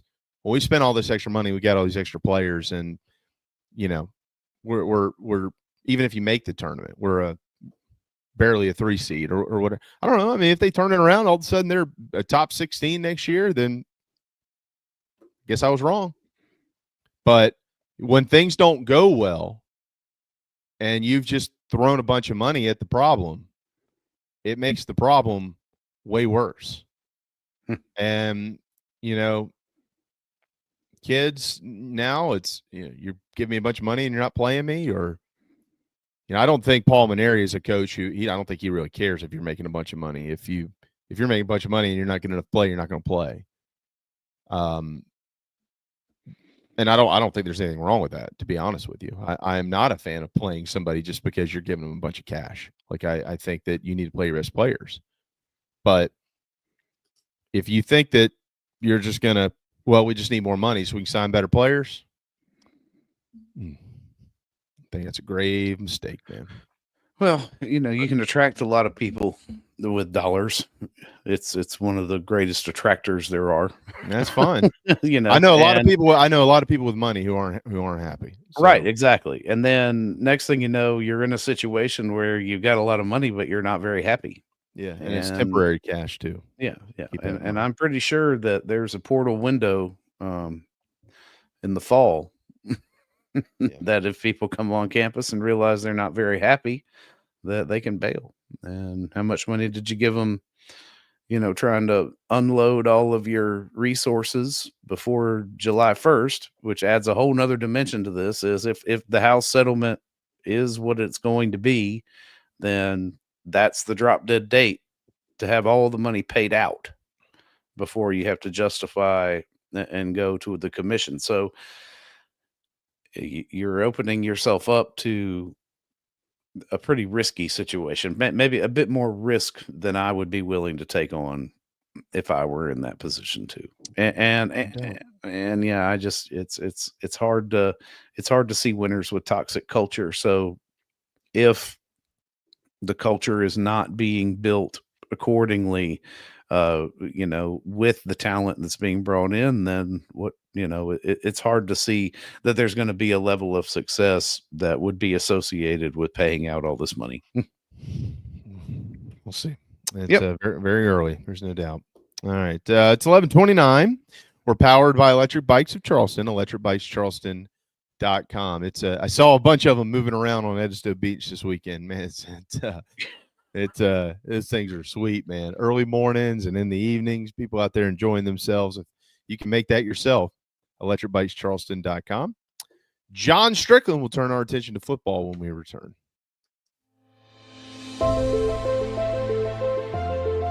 Remarkable, 5-star, sensational. These are just some of the terms used to describe nationally renowned chef William Turner out of Scottsdale, Arizona. Originally from Georgetown, South Carolina, and a diehard Gamecocks fan, Chef Will made his way out west and has served parties from every state and many countries from across the globe. If you're in Arizona or have plans elsewhere, visit chefwilliamturner.com to inquire about private events and more. From MLB to NFL, the chef has served everyone. He's won all the awards, done all the press. There's a reason for that. Food from every culture, all of it first class. ChefWilliamTurner.com and Chef Will Turner on socials. You won't believe what you see. You really won't believe how it tastes.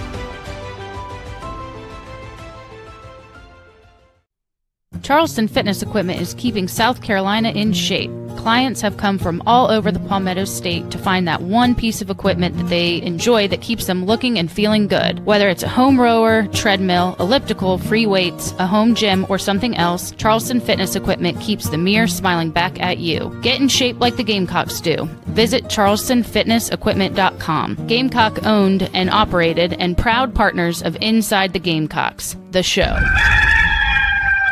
We got started in 1979. Because we're a manufacturer, we're able to control our costs. That's why we like to manufacture as much of the product as we can, because in our factory stores we can offer a competitive edge over other people around the country. When people come into one of our Palm Casuals, it's like they're buying their car at Detroit. They're going right to the factory and buying their car. 30-day money-back guarantee. That's a big deal with us. I mean, we give 30 days to do anything. I mean, return it, change it, get a different color, get your money back. When you pull into a store and it says Palm Casual, you know you're at a factory store.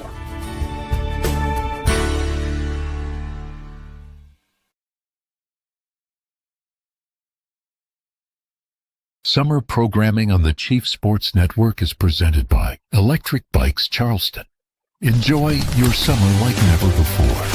Visit electricbikescharleston.com. Go Gamecocks.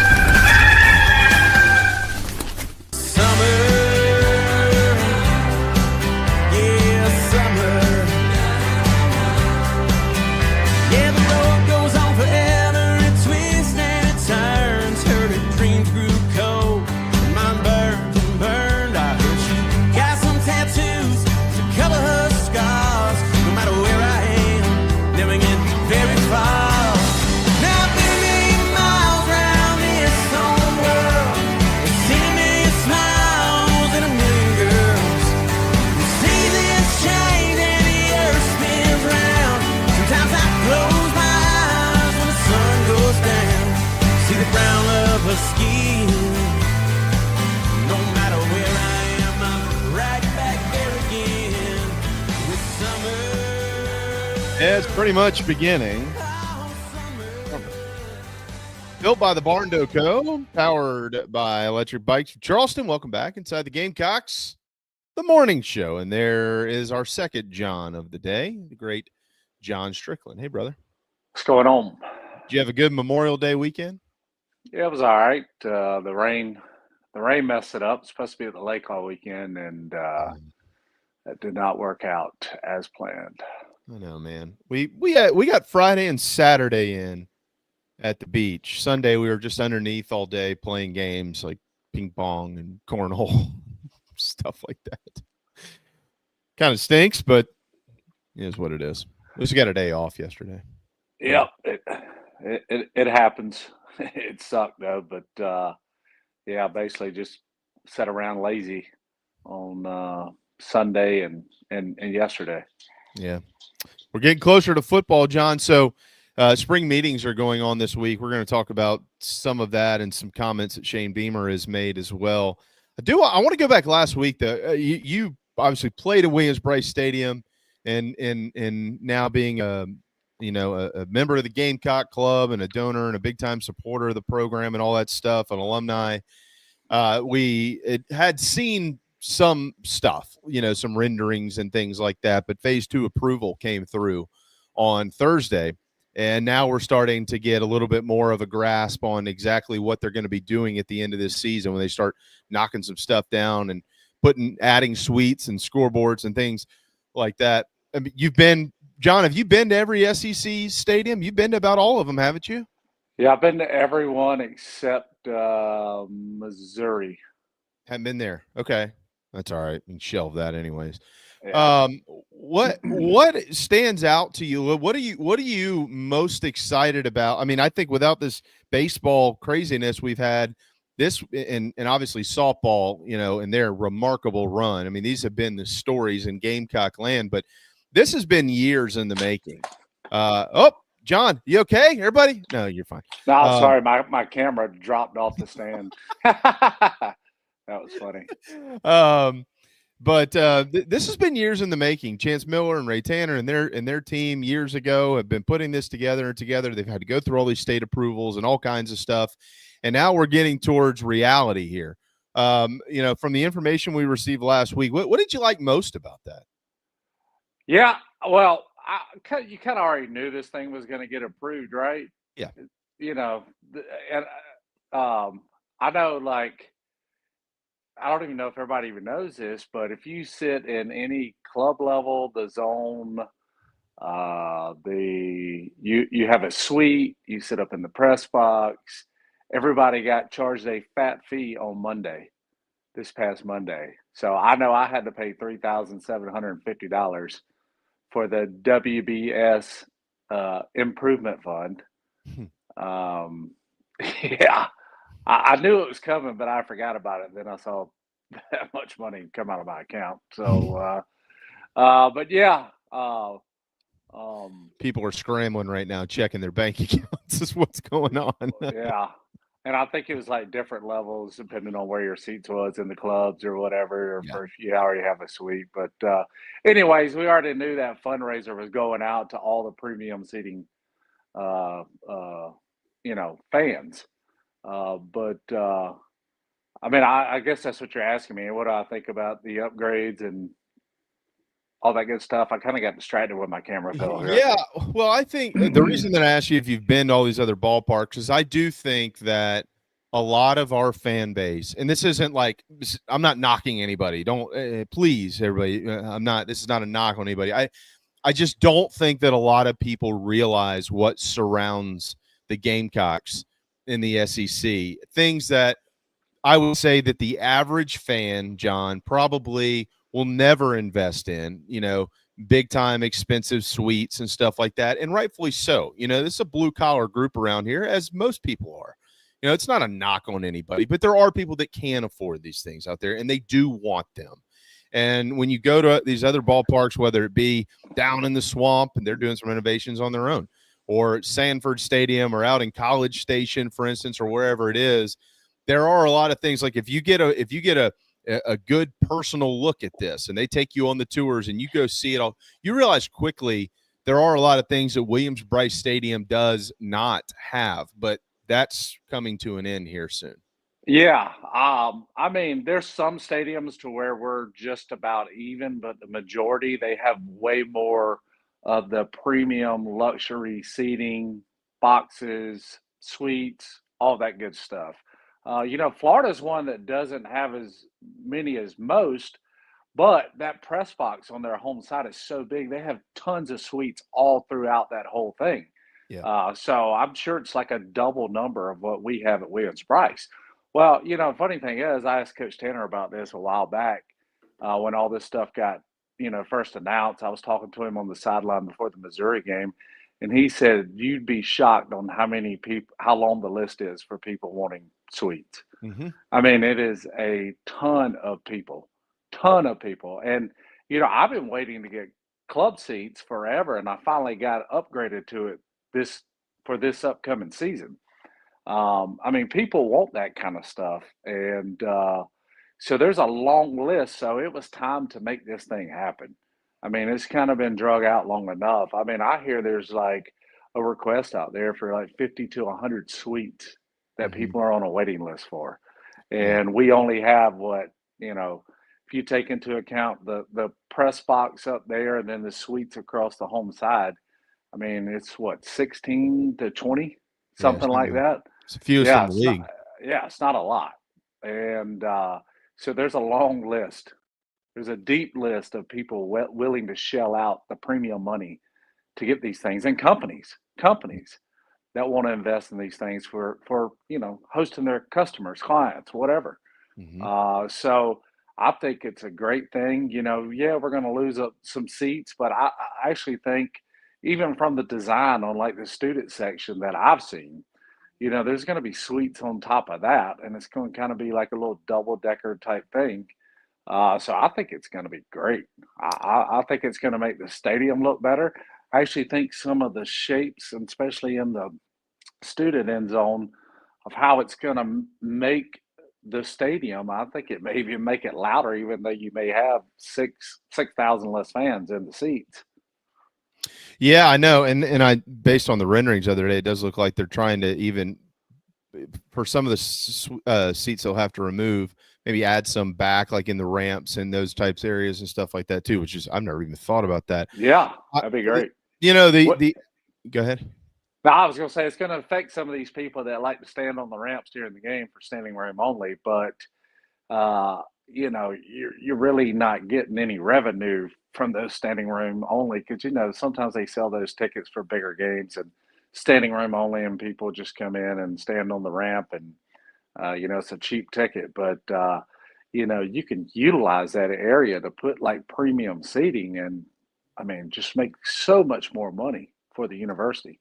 I know. And, these athletics directors, they have a difficult job. I think oftentimes they're labeled with, the fact that they're just trying to price out the normal fan and this, that, and the other. And I understand why people think that. I mean, people who have been in the Gamecock club or any club for decades. I mean, my family's 55 years, and I alone, I think I'm 13. And you think about where it never goes down. I mean, it did go down a couple of years ago, and they went back to like 2010 prices as a promo to get people in post COVID. And I think that was a great move to be able to do that.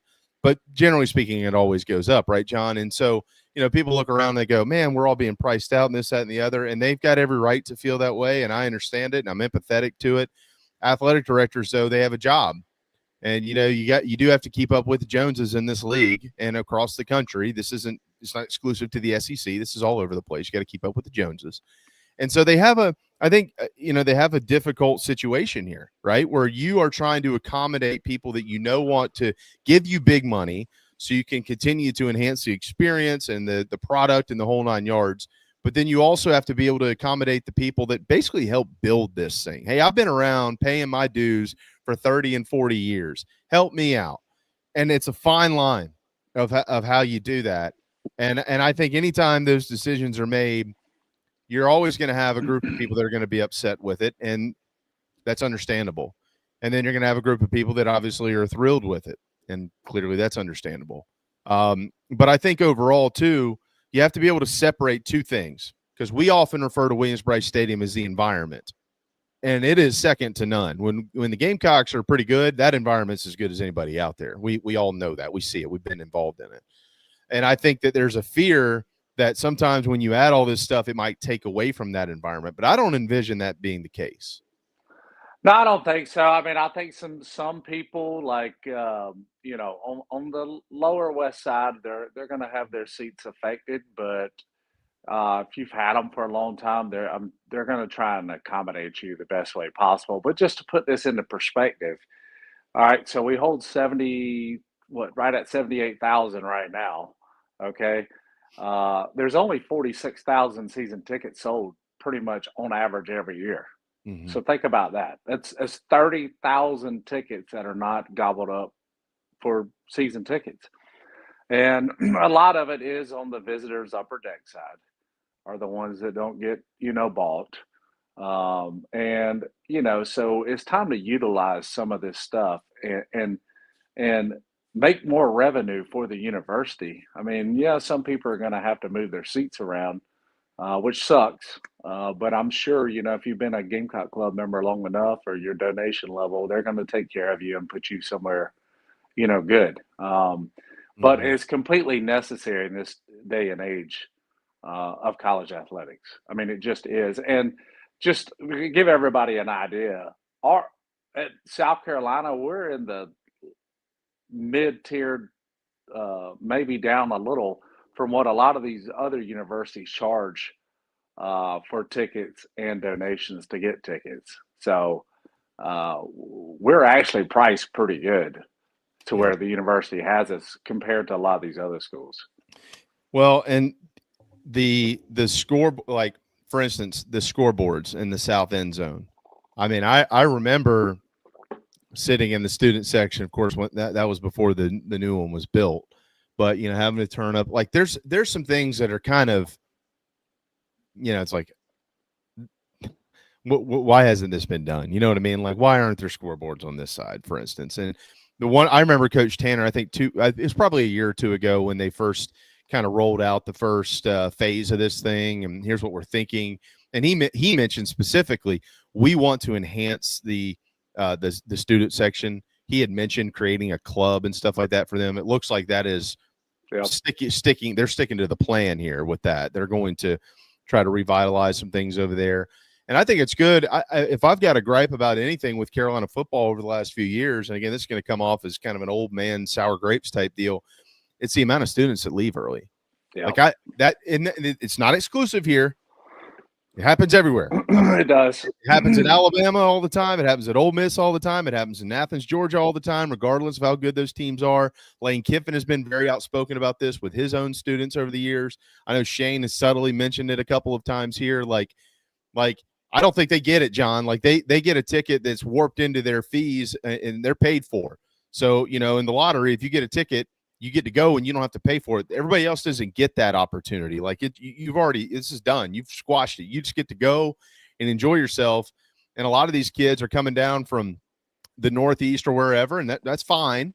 But, they didn't grow up on Gamecock football like a lot of people do. And so they want to leave at halftime and go out to the party or whatever it is and quote unquote enjoy their experience. But I look at it and go, you only get to do this 28 times in your entire life. As far as this bill is on somebody else, you might want to that's 28 days in your whole life. You get to do this, and you can't wait to get out of there. You can't spend another 30 minutes in the ballpark. Like, I've never been a big fan of that. So I think that the enhancement to the student environment and their experience down there, I think that's one of the great things about all this. Yeah, no, I love it. Now, I will say this. Now, the students did a great job this past year. All right, but we also great games. It was great close games in a lot of these big games. But yes, you want to enhance the student experience, no doubt. And I know that's something they've been talking about to make the students want to stay in the seats. So I think everything they're doing is great. And, the funny thing is I've seen a couple of different renderings of the stadium. I've seen one where the big scoreboard is gone and there's jumbotrons in all four corners of the stadium. Mm-hmm. I don't know how they're going to do all that. I do know they do want to put suites in that end zone, above that end zone. Yep. So I don't know. I guess we'll see how all this plays out. I think they're going to have a reveal in about a month. Yeah. And give you the full reveal on what it's going to look like. But I think all of this is just going to enhance not only the students like we're talking about right now, but the fan experience as well. I mean, breaking your neck to look at one video board is, not always great. No. You'd love to have a video.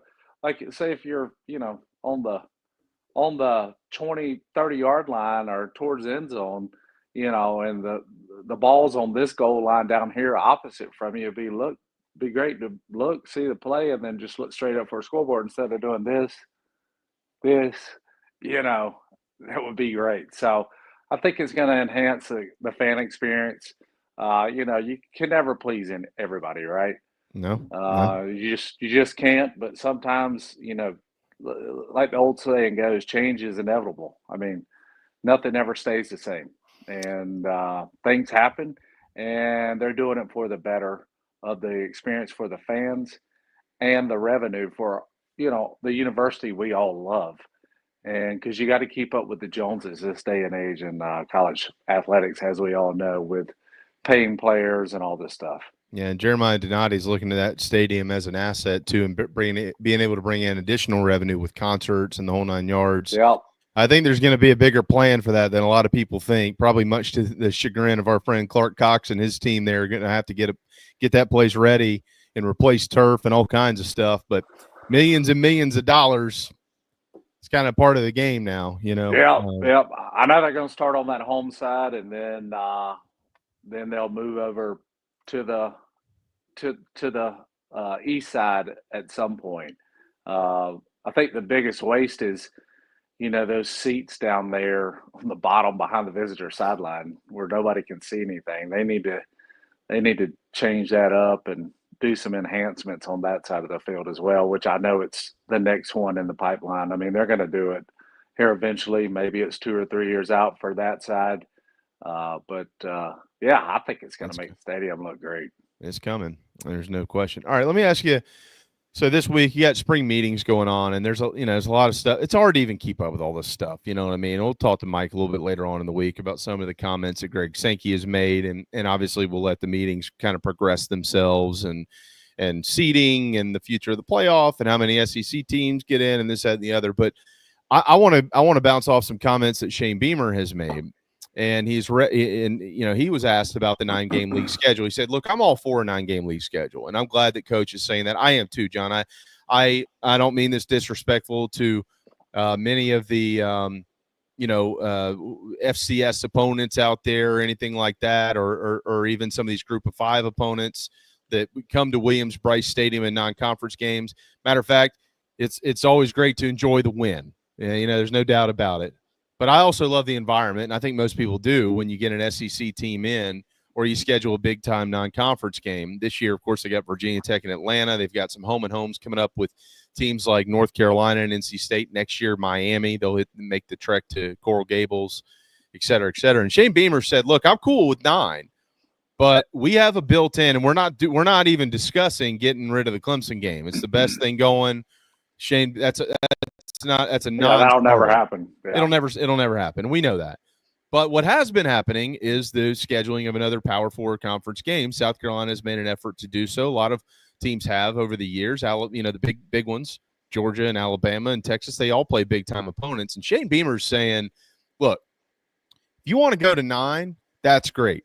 But we've got to have some sort of scheduling consistency for everybody here. Like, we can't be playing Miami and Clemson or North Carolina and Clemson or Virginia Tech and Clemson plus 9 games in the league, and then somebody else who doesn't already have a built-in Power 4 conference opponent being scheduled just 3 cupcakes." I'm with him. I said this a couple years ago, if they were going to stay with 8, they needed to mandate a Power 4, an FCS, and a G5. You get 1 Power 4, you get 1 G5, and you get 1 FCS in addition to your 8-game league schedule.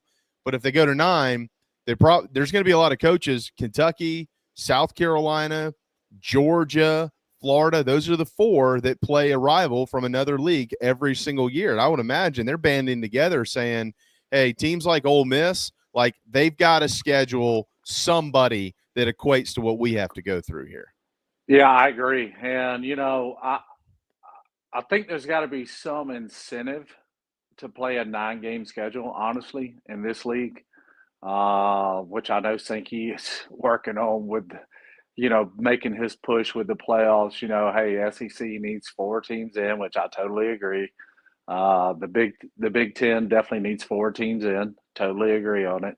I mean, those are your two best conferences. So you got to have some incentives. But yes, all these other teams, they can't just go schedule, whoever, and then just coast through with those three games, and while the rest of us are playing Clemson, Florida State, Georgia Tech, the Louisville. I mean, you gotta somehow mandate something. So I totally agree with that, because I don't think it's fair to the other schools that have these permanent rivals, and the others can just go schedule to the lower tier schools and basically go 3-0, and then worry about your nine game schedule. Yeah, well, I mean, remember, when was this? Was this the beginning of the year, or was this in the fall when they were talking about the Big Ten and the SEC maybe scheduling a conference alliance, basically? Like, kind of like basketball, they do like the Big Ten ACC tournament or whatever. I don't even know that I like that. Like, I wouldn't. Well, I don't mind it as long as it's just the teams that don't have those crossover ACC rivals. Like, you leave those out because, hey, they're playing that. Let's do it. This is our ACC thing with the ACC, and then maybe all these other teams that don't have that, put them against the Big Ten. I don't mind it at all. Or offsetting, like if you've got 16 teams, these 8 this year are versus the Big Ten. These 8 are off, but they have to schedule another P4 opponent in place of the Big Ten. They can't just, okay, well, I don't get Ohio State this year, or I don't get a member of the Big Ten, so we're going to go play Western Kentucky. No, that's not how this is going to fly. Like, we can have a Big Ten scheduling alliance, but if you're one of the 8 who isn't playing in that this year, you've got to make sure that you're scheduling another Power 4 game. Right. I mean, look at us this year. We're going to be playing 10 Power 4 teams. 10. And Coastal, too. I mean, I know, but I'm just saying, Power 4, we're playing 10, and then you throw in a Coastal Carolina, who's been a really good football team over the years. The past decade, they've been a really good competitive football team. So, yeah, I mean, some of these other schools are going to have to step up and play other people, because I just don't think it's fair if it's mandated that we go to the 9-game schedule, which, honestly, I don't mind the 9-game schedule at all. I love conference games. Conference games are the funnest part about the football season. I don't mind playing the lower tier schools here and there, and I get why we do it, because it is good for your team to play those schools. But man, just playing 9 conference games, I mean, that's pretty awesome. Yeah, I mean, I'll give pretty much everybody in the league some credit. Like, if you look at the schedule right now, like, they all have a Power 4 conference game scheduled. I don't know of anybody that doesn't. I mean, well, who? I mean, Ole Miss has, when they scheduled it, it was different. I mean, they had Washington State on. Yeah. Well, that's no longer. But everybody else. I mean, LSU has Clemson. I mean, Kentucky obviously has Louisville, that's built in, et cetera. I mean, I could go down and pretty much rattle off everybody. But if you go to 9, you feel like that's going away. Like, okay, well, we're going to 9, so we're just going to schedule these cupcakes. And that's what Shane Beamer is saying. No. Like, we don't want that. Nope. That's a competitive disadvantage. I mean, you can look at it from 2 angles. One, the winning angle, which is, well, if you win the games, it's going to enhance your chances to get in the playoffs. But you're more years than not, you're going to drop one of these somewhere. It's just going to happen, as far as playing that 9th game in the SEC or playing a quality Power 4 game. Like, you're giving yourself 2 extra opportunities to lose versus some of these other teams who are giving themselves 2 extra opportunities to win by playing the Citadel in Eastern Kentucky and all these, whatever. I don't know. Do you think they get to 16? You think? I think it's 16. I don't think they're going to 14. It's got to be 16. I mean, 16 just makes the most sense to me. The 12's fun. I'm glad they did it, but I think 16 is a legit way to get this thing done. I mean, listen, what we ranked last year, we wound up being ranked 15th. And I think the time after we played Clemson, when we were ranked 15th in the playoff standings, you can't tell me that you didn't think that football team could go beat anybody above them last year at that point in time. A fully loaded South Carolina team, not guys who sat out during the bowl game, but a fully healthy, loaded up South Carolina team that was playing the way they were at the end of last year. So I think 16 is a good number.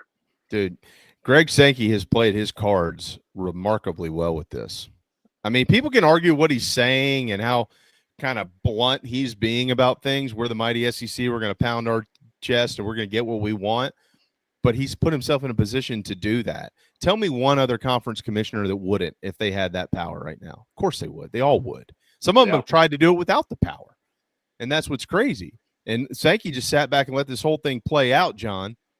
And now the ESPN and Disney and those guys are coming in going, well, you know, if you want to go to 9, we'll be willing to. I think we'd be willing to pay for that. Oh, yeah, they would. Yeah, they would. They would, huh? Well, that's interesting. Because just a year ago, you said, we're not talking about that. Now all of a sudden, everybody wants to talk about it. More money, man. More money. Yeah, he's the chess guy when everybody else is playing checkers. He's been doing it pretty well. Hello, JC and Mad Dog. Hello. What's up, fellas? Chilling. What's up? We're entering the annual college football. Let's figure out the future of the sport conversation for the next 2 months. 3 days in Destin. They're all going to figure it out, right? Right. It does feel like this year they will come out of there with more answers than they have in years prior because we're up against contract dates here. Yeah, I mean they're gonna take the data points. You know?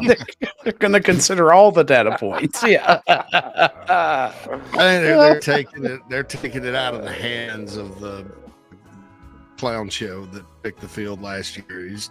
You can't have that happen in sports. And, you know, for years they were told, like when they announced an expanded playoff, the SEC schools started scheduling up. I mean, in anticipation, because these things are done years in advance. Then you're going around and tell them, oh, no, it doesn't even matter because of some committee. I mean, they're just going to take it into their own hands and say, here are your teams from our league. Do with them what you may. Good point. But I have some thoughts about that. We're going to talk about that today on the show. John, what's the weekly bourbon of choice?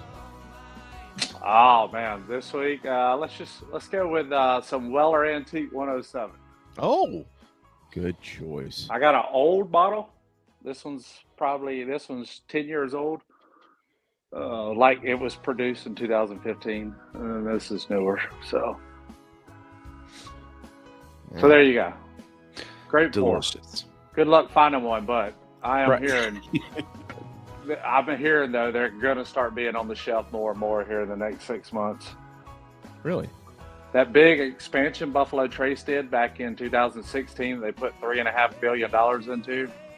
Those barrels are starting to come to fruition to start bottling. So you're going to see more and more product by Buffalo Trace being released. Have you heard any effects of the floods? I did a little bit, but not much. Yeah. I mean, they're operating. They're good. They're rocking and rolling. All right, John, anything else before we let you run? Well, hey, great season by the softball ladies, man. We were sitting out at the pool Saturday watching that game. We're going into the we're going into the 7th, and we're just like, all right, man, the girls going to College World Series, and I know. Oh, man, it was a gut-wrenching feeling, and I had a feeling we'd probably be a little hungover from that Sunday, and kind of looked like we were. Yeah, it was hard to stomach. I just felt for them so bad. Great season, though. Oh, incredible. Oh, yeah. So many records in the program broken this year, so those ladies should be proud, hold their head high. Such an easy team to pull for. I mean, they were just moment after moment, gave it everything they had. Every day they were out there. So likable. Yeah.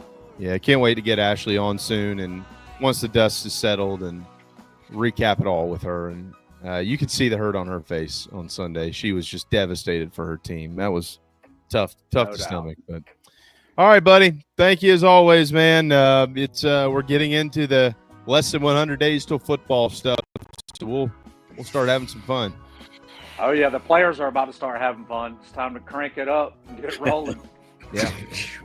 Summer. Yeah. Yes, sir. 100 They're degree heat. baby. They're That's grind. right. Yep. This is where you get better, boys. Right here. So, Job number 1, don't die. Job number 2, get stronger and faster. that's right. All right, man. Thanks, John. All right, guys. See y'all. Appreciate it, John. All right. Well, boys, all yours. Glad it's only a 4-day work week. I don't have much energy. At least y'all actually got out of the house, though, this week. Yeah. I don't know if that was a good thing or We bad all thing. did. I know Phil had a good time. Phil Yeah, knows I had a we good time. we took full advantage of it. I will say this: stepping on the scale after vacation is never a smart idea. Give it 3 or 4 days for the fluids. That's right. clean Yeah. out, Yeah, that was stupid. Get your body back to normal, right? Yeah. I was like, whoa, what happened? Carrie's like, it's just temporary. I'm like, I don't know about that. It's a big temporary number there. my avocado diet was just crushed. But it's all right. We got a lot of heat. It'll come off quickly. As soon as all the rain stops, it's going to get hot. Yes, So- it is. I know. I was looking at that. I was like, Yeah. God. I know. Good old days where it's 91 and the low is 77. Gotta love it. You know, I'm ready for the regular summer weather pattern. I'm like, yeah, listen, I don't mind the 88 plus with the chance of afternoon thunderstorms. That's fine. That's what we signed up for down here. But not the cool rain in late May is kind of throwing me off here. yeah. I love this summer. Don't get me wrong, but that's why I'm such a fan of fall, because like once you get into mid-September, you're like, man, I can deal with the heat. But like at night, give me a break, man. Just give me a little bit of a break at night. Like give me some upper 60s or some mid 60s or something. Stifling. Yeah, like I'm outside at night. 7 o'clock, on the grill or on the smoker or something, and you've already showered, and you're like, I got to shower again. Mm-hmm. I never shower pre-grill because you smell like the grill. it's awful. Yeah, but yeah, it's grill. It's not this weekend. It was supposed to rain on Sunday for our cookouts, and sun came out, but it was still really. I mean, one of the parties that was on Lake Michigan, and it's always cooler on the lake. It was like 59 on Memorial Day. How about that? That's nice. 59. Not That's bad. a high. A little chilly for me. I have to wear a t-shirt. Yeah, like a light long sleeve tee. Yeah. Sure. I wasn't allowed to dress like a South Carolinian. I was going to go long sleeve tee and shorts and boat shoes, and I was told no. Oh, can't dress like a South Carolinian at a Chicago party. Nah. That one, that party was okay, and it was up there. And then we went to another one with her Thai friends closer to the city, like around probably 10 minutes from Wrigley in the neighborhood, and they blocked off the street, and that was cool. Yeah, neat. Yeah, we'll talk about that. What do Thai people do for Memorial Day barbecue? It's a very eclectic. That's very buffet, interesting. Smorgasbord. Yeah. It's very smorgasbord. So it's surprising. So nice. I'll be tuned in for that. That's right. Earth shattering stuff there. All right, go eat an avocado. Get back on the wagon here. Sounds good. See y'all later. Bye.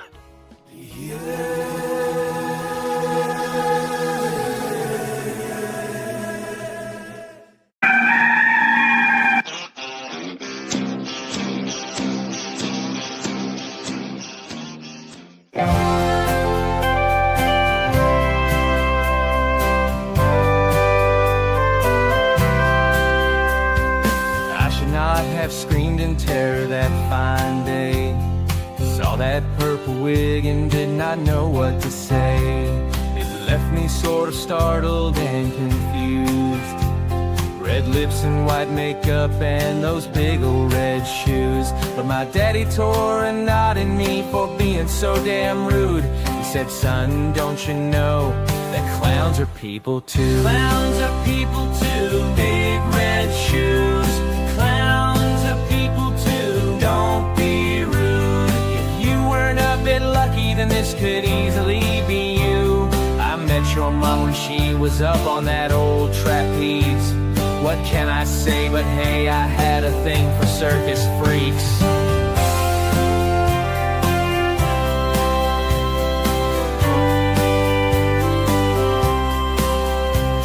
I started watching Bozo and warmed to the movie It. Killer Clowns from Outer Space to me was a big hit. Some people like McDonald's because of Mayor McCheese, but Ronald is my homeboy now, and Krusty and Pinky. Clowns are people too. Big red shoes. Clowns are people too. Don't be rude. If you weren't a bit lucky, then this could easily be you. I met your mom when she was up on that old trapeze. What can I say, but hey, I had a thing for circus freaks. Clowns are people too. Clowns are people too. Now I own some tiny horns and got me those red shoes. I don't know much, but know one thing that's true. If you don't know anything, just know that clowns are people too.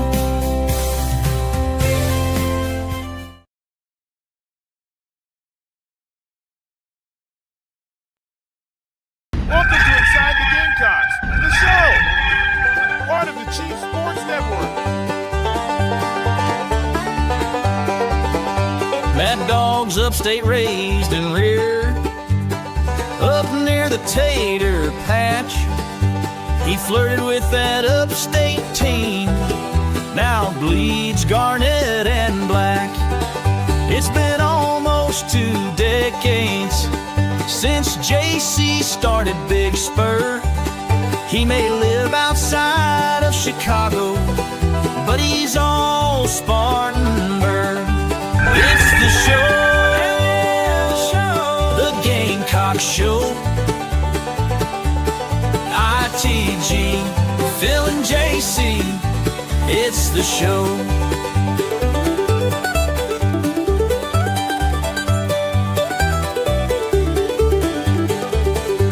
It's fun and entertainment, but also information, things you cannot get on radio.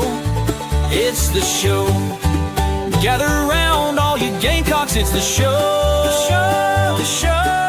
Let's go. JC and Mad Dog Mully on the Gamecock Show.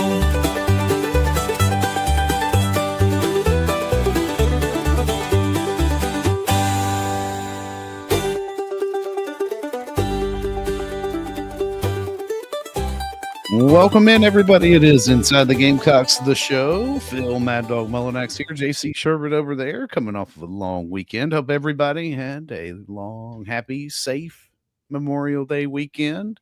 Of course, it's one of those remember the reason for the season types of holidays, and you know, always support our friends in the military around here, JC, of course, and those who gave the ultimate sacrifice is who we were honoring this weekend. But yeah, so we were all had big things to do this weekend. We were at the beach. JB went to Edisto. I know y'all had a couple of parties to go to. So what exactly is served at a Thai Memorial Day weekend get together? Yeah. Well, I'll tell you the whole story pretty quick. So the first party we went to was at Nat's friend Arissa's house. She recently moved in with her, I guess her boyfriend, fiance. It was up in a place called Fort Sheridan, Illinois. It's an old army base, and they've taken all these houses right there at the lake.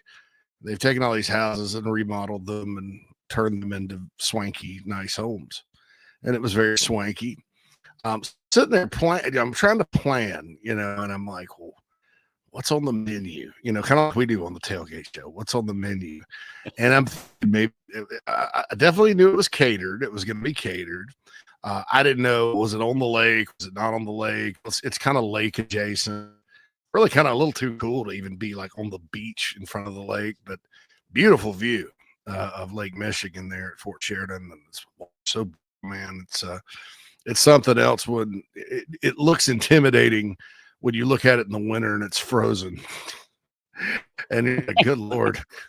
But in the summer, especially you get up away from the city towards Wisconsin, and it's real nice. And so I'm sitting there and we're eating we're having some lunch, and I'm like, well, one thing I know they won't have is a hot dog. And so I had a hot dog for lunch, get a little base going. Yeah. And I walk in, and sure enough, it's catered and all, but then there's like a pile of Portillo's hot dogs sitting there. So I've already had a hot dog. I can't. So no food for me at that one, but a lot of finger food and a lot of his friends, her friends. And so then the next one was like an actual cookout, like with her Thai friends, Bobby, they call him Little Bobby because his dad's Big Bobby, I guess. But Little Bobby's house, which is in like near Chicago proper. And then he and his neighbors block off, it's urban neighborhood living. I mean, the houses are real close together. There's alleys between them. But they had blocked off. They had a food truck, a bouncy house, and then the serious grilling was in the back. So, what do the Thais like to do? It is eclectic. It is eclectic. You had the sticky rice like you do. Right. But then they smoked ribs, which were delicious. They had shrimp from the Bobby grilled, left the tails on. So you had to deturd them and all that, but they were good. Then probably 100 pieces of Popeye's chicken. and then 2 Crave cases from White Castle. Oh, man. Yeah. That is a veritable smorgasbord, Very, man. very, very eclectic. And, beer and like all the whole full bar, stocked bar. And, a lot of assortments of cookies, cakes, and other desserts. And there were kids there. They were running around with ice cream and stuff. And it was first time we've been able to go because we've been kind of in and out of town, but he has it every year. I'm like, I'm going back. Yeah. So we rented we got a hotel because it's just too far to Uber all that way. So we stayed out near O'Hare Airport, and it was a nice time. Had a really nice time. Good people, they're so nice. Like her friends are very welcoming and all that good stuff. And so we had some vibes, really good vibes over the weekend. So that was nice. Kind of wish it was on a Saturday instead of a Sunday. Although because I had a bit of a full day yesterday getting back from the hotel, doing some errands and stuff. So I hit the Advil PM to get to sleep. Right. And then I woke up this morning just tired as all get out. And it's Tuesday. It's the worst day of the week. And a Tuesday where they're coming off a long weekend is hard. Yes. It's like, there's no tacos or anything. And so it's Tuesday. So that day sucks as it is, Phil. And then I'm sitting here. And it's like I'm dragging all morning. Did get coffee out. We went back and reviewed the 2023 class. There's official visits coming this weekend, obviously. Lots of playoff talk because the SEC spring meetings have begun in Destin. I will tell everybody, PBA Porch right now, John Talty, a friend of mine. I've known John for years. He used to call me. He actually, when he worked for the National Business Journal, some kind of national business journal or something, wrote about sports. Talty used to call me up and we'd book recruiting, and he named me one of the top Twitter follows in all of sports in like 2010-ish, 2011-ish. I'm definitely not anymore. But at the time, I was pretty good. So, so that's it. In the Porch chat box says I'm pretty choppy today. Is that true? Yeah, it's coming through a little bit. Yeah, it looked like it was going to be okay, but now it's back to being a bit choppy. Well, I'll have to restart during the commercial. How about now? Can you hear me now? Yeah, we can hear you. Yeah, it's just like max headroomy at times. Jeez. No, I know, Clint, you're not complaining. I need to know that. I can't tell. It doesn't, like, unless I freeze, I don't know. You know, so yeah, Clint needs to tell me. The Queen of the Cocks doesn't have any Memorial Day routines. We always watch the ceremony of the Tomb of the Unknown Soldier, bring a tear to your eyes every year. Then we crack beers and open the grill. Yeah, I mean, yeah, I got all into it. I had to on Saturday before Sunday before we. I said, you know, we have social media accounts for all the shows and Chief and Big Spur and all that. So I had to come up with some Memorial Day posts. And so that was good, but I got me into the spirit. And yeah, I mean, there's a, you know, it's a weekend to grill and have cookouts and have fun. But you know, the actual day, you know, I'm reflective with it. So Clint says the older he gets, the more he appreciates Memorial Day and Independence Day. Yeah, I'm with you. Because like when I was in college, 3-day weekend didn't matter. I got every minute out of it too, man. Mm-hmm. Now, you know, you're right. A little more reflective. Bruin had a graduation party for daughter, cooked a hog and chicken bog and all the goodies. Oh, nice. That was delicious. Chicken bog and a hog. Bog, hog, slog. Bert says, glad to see Phil survived a weekend at Murder Beach. We were at the party boat where 11 were shot. Yeah, it's interesting because the shooting up near the pavilion where the pavilion used to be, I think also had exactly 11 victims. Yeah, that's a bad number. So, but we were marked safe from that party boat excursion. Yeah, marked safe. Marked safe. Because you've ever been to Thai Taste in Spartanburg? That's probably not my mom's favorite restaurant to go to. No, I haven't. I actually, until I met my wife, not really into Thai food. Still not. I enjoy there's Thai. some things I like. There's some things I like. I like meat better.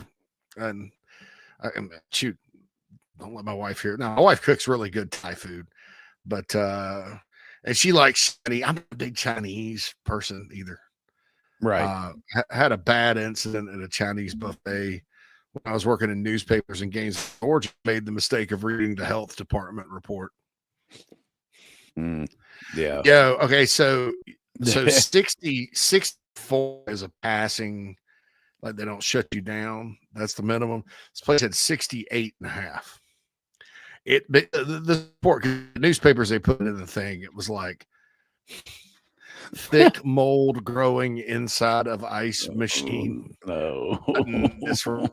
I was, oh my God. And so then we had a new hire coming in. I hired somebody, and then he was like, he called me, you know, at the office. I'm like, I called him because I needed him to go on an assignment or something. And I was like, hey, Robert, what's up? He's not much, man, just sitting here at the Great Wall buffet having a meal. And I'm like, and so I just, it's just not my favorite. I mean, my buddies all make fun of me, like, who doesn't like Chinese food? I'm like, well, I'm not, just not my favorite. That's all I'm saying. So, anyway, that's what's going on. Lance is like, not dirty Myrtle. Yeah, that's tough, man. I don't understand. The Major League Baseball is turning into the dang NFL. Can't watch the Braves games this week unless you have FanDuel. That's weird. Yeah. You know. So, yeah, the ball thing. I don't really know what happened. But anyway, back to sports. So Gamecock softball. If there was a down part of the weekend, it was, you know, league. I mean, anytime I think in a diamond sport like that, when you're 1 out away from advancing and you fail to advance, Phil, that has to rip your heart out. Yeah.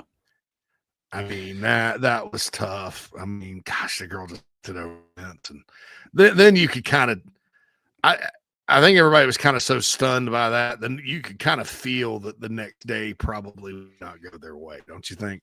Yeah, I think, you know, it's hard not to have that hangover, right? When you're that close, just one out away, and then get walked off in your own stadium. It also draws like some attention to the fact that home field advantage in the super regionals or even in the regionals should be home field advantage throughout, right? I mean, I didn't like the whole switching the home team away team. I never have. It doesn't make any sense to me in any of the college diamond sports. I mean, what benefit is having that home field advantage where it really does? I mean, it affects the flow of the game in baseball and softball, and that it determines who hits first and who hits last. And I think that if they were the home team in game 2, there would not have been a game 3, period. It just, that's the way it kind of felt. But then you give a seasoned veteran staff and roster like UCLA that one opportunity, and they're able to take that momentum from walking it off in game 2 and just, roll through game 3. But either way, what an incredible season for Gamecock softball. Just, really first year head coach, all the records broken. Just it's been, a tough weekend to end what really was an extraordinary season. And you hate to see it end like that, but I think the program is in good hands for the future. Yeah, there's a couple of sports at South Carolina that, it's probably not negotiable that you're good, right? I mean, you should be good.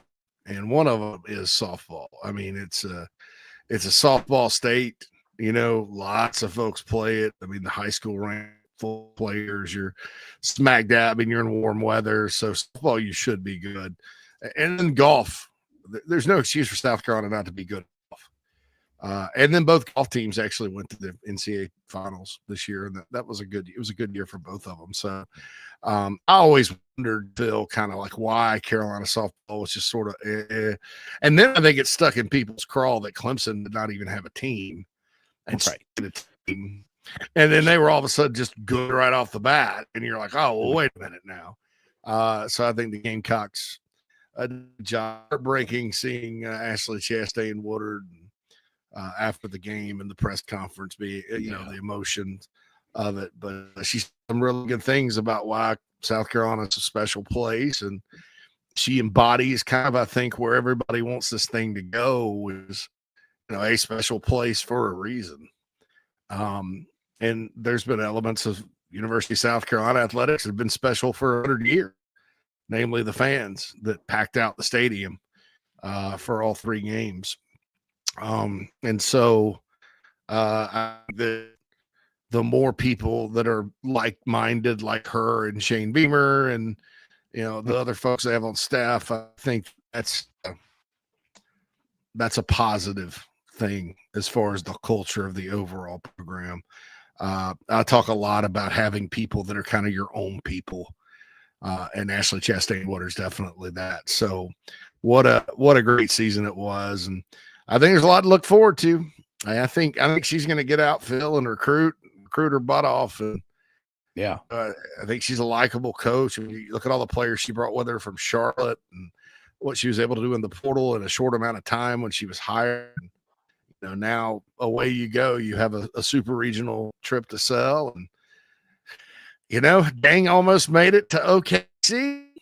In fact, I had a graphic ready to go for that. Speaking of social media, yes, that's like those shirts, like the shirts that say University of Houston national champions in basketball this year. They get sent to countries where there's a bunch of folks somewhere around in the third world wearing Houston national championship basketball shirts.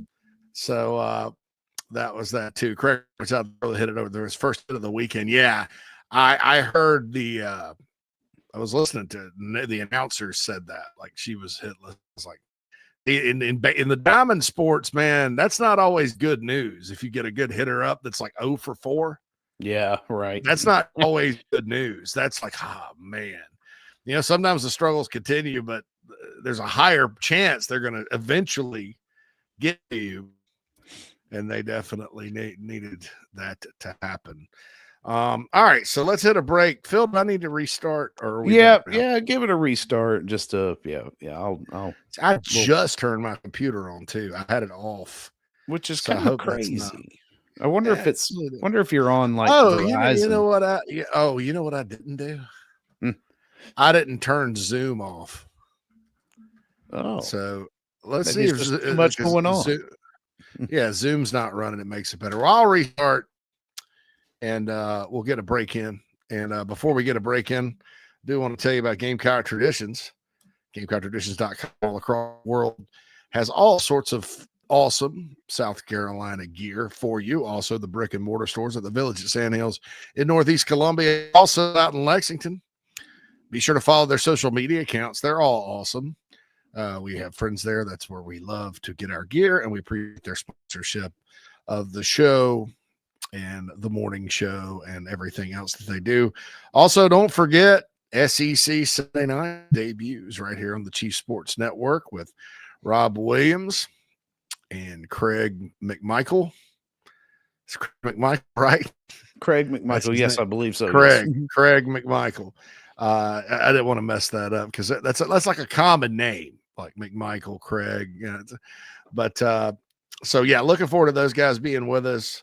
Rob is a go-getter, and I think that will add to our Chief Sports brand and the College Football Forever brand quite a bit to have that SEC Sunday night show. Good news for you folks is you'll have 2 shows on Sunday nights coming up this season with Rooster Rant like we normally do with Matt Alex, and then it'll lead right into SEC Sunday night, so that'll be good. And you'll have JC Morgan and all the show, so you're gonna have a pretty good time this football season right here with us, and we're excited about that, and great to bring them into the family. But don't forget the debut Sunday night, SEC Sunday night. We'll be back after this on Inside the Gamecocks The Show. Hey, this is Cornbread Cowboy, and you're listening to the show. We'll be right back. Welcome to Dry Space Crawl Space Solutions. Basement crawl space encapsulation designed for your specific needs.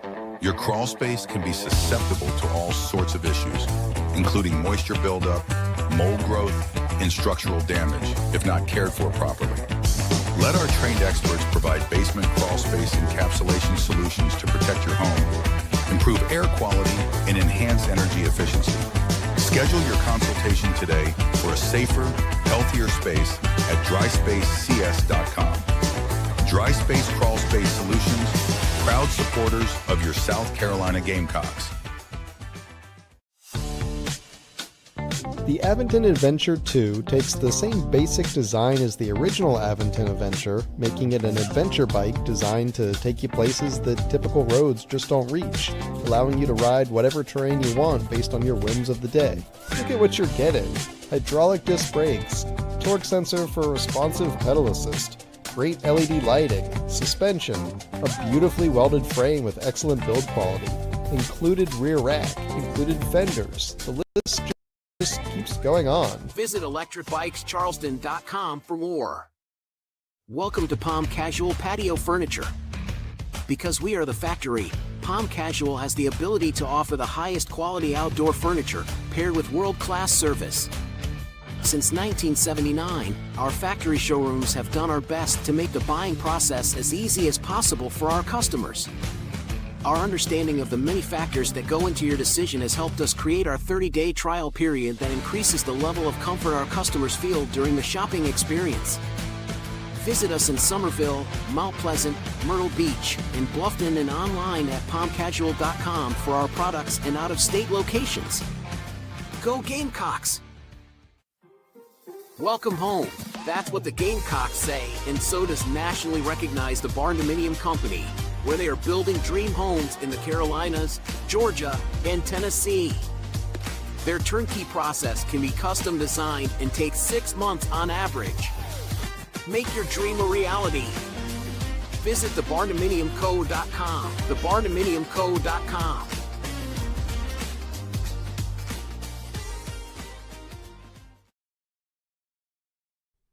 Charleston Fitness Equipment is keeping South Carolina in shape. Clients have come from all over the Palmetto State to find that one piece of equipment that they enjoy that keeps them looking and feeling good. Whether it's a home rower, treadmill, elliptical, free weights, a home gym, or something else, Charleston Fitness Equipment keeps the mirror smiling back at you. Get in shape like the Gamecocks do. Visit charlestonfitnessequipment.com. Gamecock owned and operated and proud partners of Inside the Gamecocks, the show.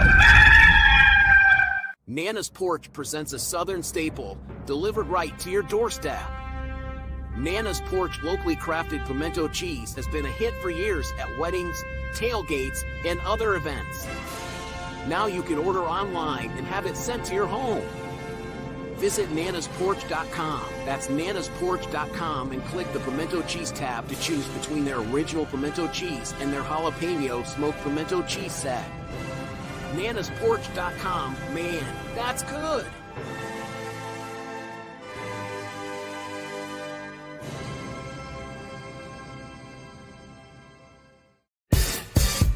Fans, Club Chief has arrived. Become a Big Chief Club member or a Big Chief Club Golden Gear member for exclusive access to our Nana's Porch chat box on Inside the Gamecocks The Show. Plus, you'll get access to our VIP tailgates, prize drawings, merch, and much more. A portion of your monthly membership goes to the Garnet Trust, supporting NIL at the University of South Carolina. Pull up your Chief Sports app and join on the home page. Thank you so much for being a member of Club Chief, and we look forward to meeting many of you very soon.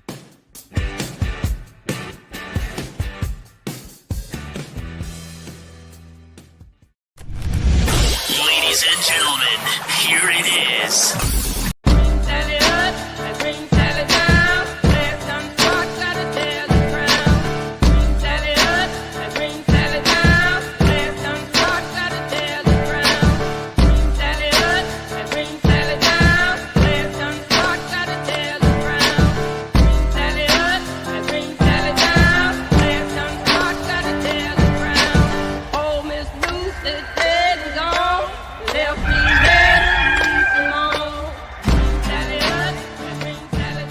Welcome back in, everybody. Inside the Gamecocks, the show rolls on here on a Monday, Tuesday. Here after coming off the long weekend.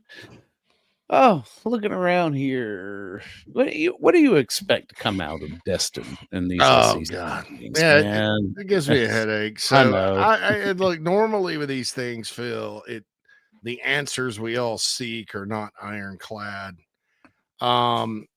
Sometimes they are, though. In Shane Beamer, based on his comments today, it kind of looked like 9 conference games is going to happen. Now, in the context of the article, he also talked about fairness, and in other words, 9 conference games is just fine, but everybody else needs to kind of play the same deal. The other Power 4 teams in the non-conference, which everybody except Kentucky has them scheduled.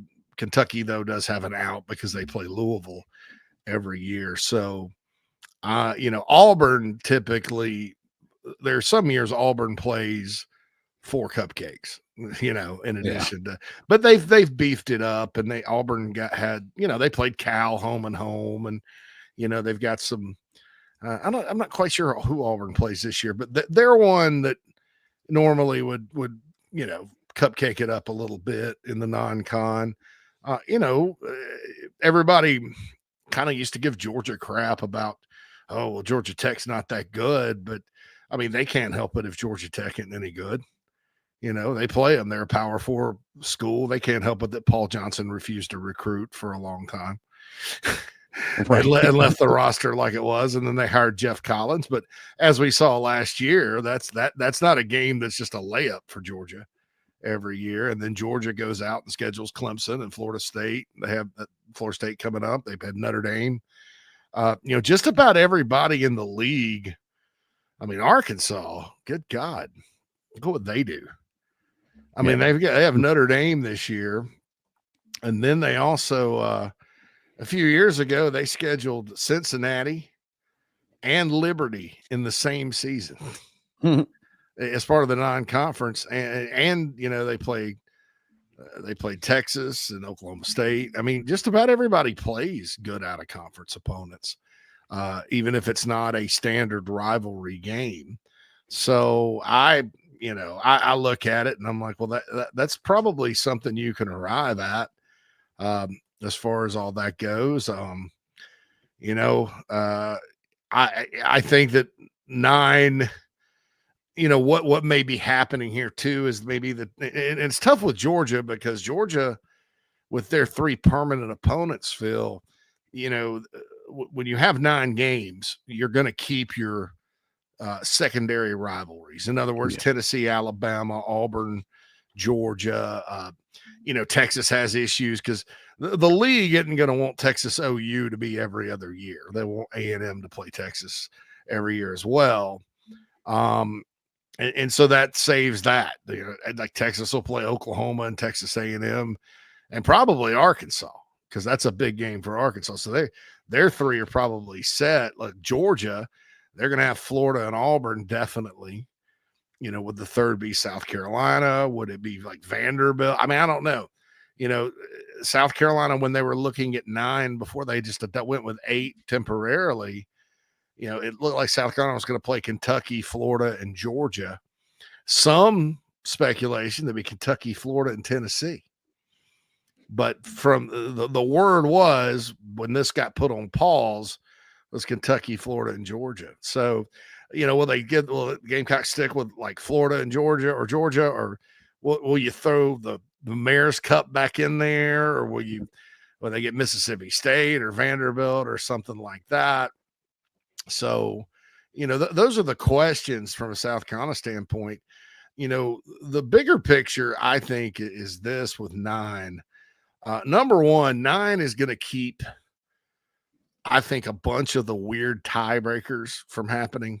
Like this coming year, I could very well see a scenario where everybody beats everybody up, and there are 5 SEC schools sitting at 10-2. And you get to that illustrious, Carolina could be one of them. Right. You get to that illustrious 10th win, but then there's some head-to-head that the committee doesn't like, and you get left out again with 10 wins. That with 9 conference games, the conference standings are going to be a little cleaner, I think. Oh, yeah. I also think this, with play-in games specifically, because that's what they're doing. I know they're not doing away with the championship game. It's still going to be 1 versus 2. Most likely, but then you're going to have what they want to do is go to automatic bids for a 16-team field, and so you'll have 2 versus you'll have 3 versus 6 and 4 versus 5. This past season, it would have been South Carolina and Tennessee and Alabama and Ole Miss to get in the playoff. The question, though, and kind of the nugget that I got that I was not aware of is that they're going to go with home field for that, campus sites for the play-ins instead of sending everybody to Atlanta for the weekend. So, last year South Carolina plays Tennessee on a neutral field. In Atlanta, I like the Gamecocks' chances with the way they were playing in that one. Sending them to Neyland Stadium, I don't know. That's been that hadn't been a place Carolina's been that successful through the years. So maybe Tennessee would have gotten them. I'm not sure what would have happened in that one. But Alabama, Ole Miss, I don't know who would have been the higher seed in that one. Probably Bama, but in the 4 versus 5. But I like, I like the play-in idea because even with 9 games, Phil, you're still going to have imbalanced schedules. I think going with 3 permanent opponents, you can kind of guess using long-term trends and things like that. But, like last season, if you had in some seasons, if you'd have had, Auburn and Arkansas and Florida on the schedule, if you're South Carolina, instead of Oklahoma, Texas A&M, and Missouri, that first schedule would have been tougher. Mm-hmm. But not this past year, and Oklahoma wasn't even that good. So it's interesting how it plays. The 3-6 model will also continue to allow, every team to play everybody else within the span of 4 years, home and away. Because it's like a 3-6-6. So you'll have 3 you play every year, and then 6 on. I wouldn't mind seeing them do it like, so you have 6 1 year, and then the next year you have 6 new teams. Then you go to like A, B, A, B instead of A, A, B, B, which is what they're doing right now. I also think this, as far as positives go, just from a college football standpoint, I with inbound schedules and stuff, the schedules, because they're going off standings or whatever, I would think it would be categorically awful for Carolina or anybody else to sit there and it's just the top 4 teams that finish. You know, last year Texas and Tennessee, we can't go off hypotheticals, but judging by how Texas performed against Georgia and judging how Tennessee performed in the playoff against Ohio State and against Georgia, I'm not so sure that with those teams, if you flip the schedules around and like say Texas played Oklahoma's schedule, I'm not so sure, Phil, that they get all those wins.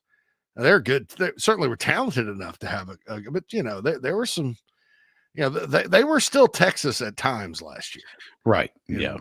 And it was markedly easier, air quotes, easier draw than their friends to the north in Oklahoma. And there's no way the league, I guess, could have, drawn that up to a certain extent. But yeah, one team got a real nice welcome to the league. And the other team was like, welcome to the league, buddy. I like the 6-3 model, which is nice because I've been on the record saying I miss playing Georgia. I miss playing, the traditional East teams. But I'd like to see a bit more thought put into the remaining 6, like to rotate through. Because I am not a fan of just flipping the home and away schedule. I think that's a missed opportunity there. You can still facilitate going to all 4 in 4 years by being a bit more creative and bringing half in and using those 3 to kind of rotate through, if you will. If you turn the 6 into 2 3s, right? It's like, okay, so yeah. So it's like you're going to play this 3 this year home, or away or whatever it is. Then you're going to have this 3. So your first schedule will have just 6 random teams. The next year, 3 of those teams will fall off. 3 of those teams will flip locations. And 3 teams will come back on, and you'll still be able to rotate that through. Mm-hmm. So you're proposing a 3-3-3 model. So it is like, I get the 3-6, but it's a 3-3-3 model. That's not bad. No, it keeps things fresh, right? Yeah. And you still can facilitate playing all, 15 other teams within that 4-year span doing it that way. Absolutely. It's not clean, but it'll get the job done. Well, you just the first 3 that rotate off come back on in year 4. Year 4. Yeah, they come back on. You kind of snake it through. That would actually be preferable, or even year 3. That way it doesn't, you don't stagnate in the middle there, right? Like you could do it any other way, because you're going to have your 3 permanents, and then you're going to have a block of 4 3s other to play. And then you just creatively rotate that block of 3 3s or the 2 3s at the end of it to keep things fresh. I like that idea, Phil. Mm-hmm. I really, really do. And then you're like, people are constantly looking at the block of 3. Like, who's up next, right? Which block of 3 do we get this year? Right. But because with the 1-7, and look, and I'll be honest, I think if you're just talking about the old divisional play and stuff like that, how many SEC games is perfect? 8 is perfect. I think 8 is a great number when you're talking about divisions and strength of schedule and things like that. I think 8's a great number. What's not great is, number 1, rotating 7 on and 7 off, right? And then not having your other permanents in there, and then and, you lose Auburn. Auburn and Alabama have played how many years straight, and then you lose Texas and Texas A&M, which I don't care if the powers that be at those two schools like it or not. They need to play, especially now you're in the same conference. Yeah, That game needs to happen. Please play. You get different kinds of opinions on that. I mean, that rivalry ended because of pettiness, right? I'm just like, that's dumb. But so you rotate on and off. But yeah, I like that idea. But so the 1-7 thing, you mentioned Texas and Oklahoma, Phil. You're at the mercy of what that 7-team rotation is in a lot of ways, like who's up and who's down.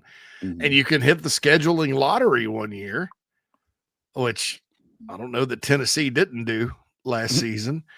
And you've got a good enough record to be in the playoff, but 9, it's going to be a lot harder, I think, for this to happen. I think 9 could be a little bit, we'll play it out a little better.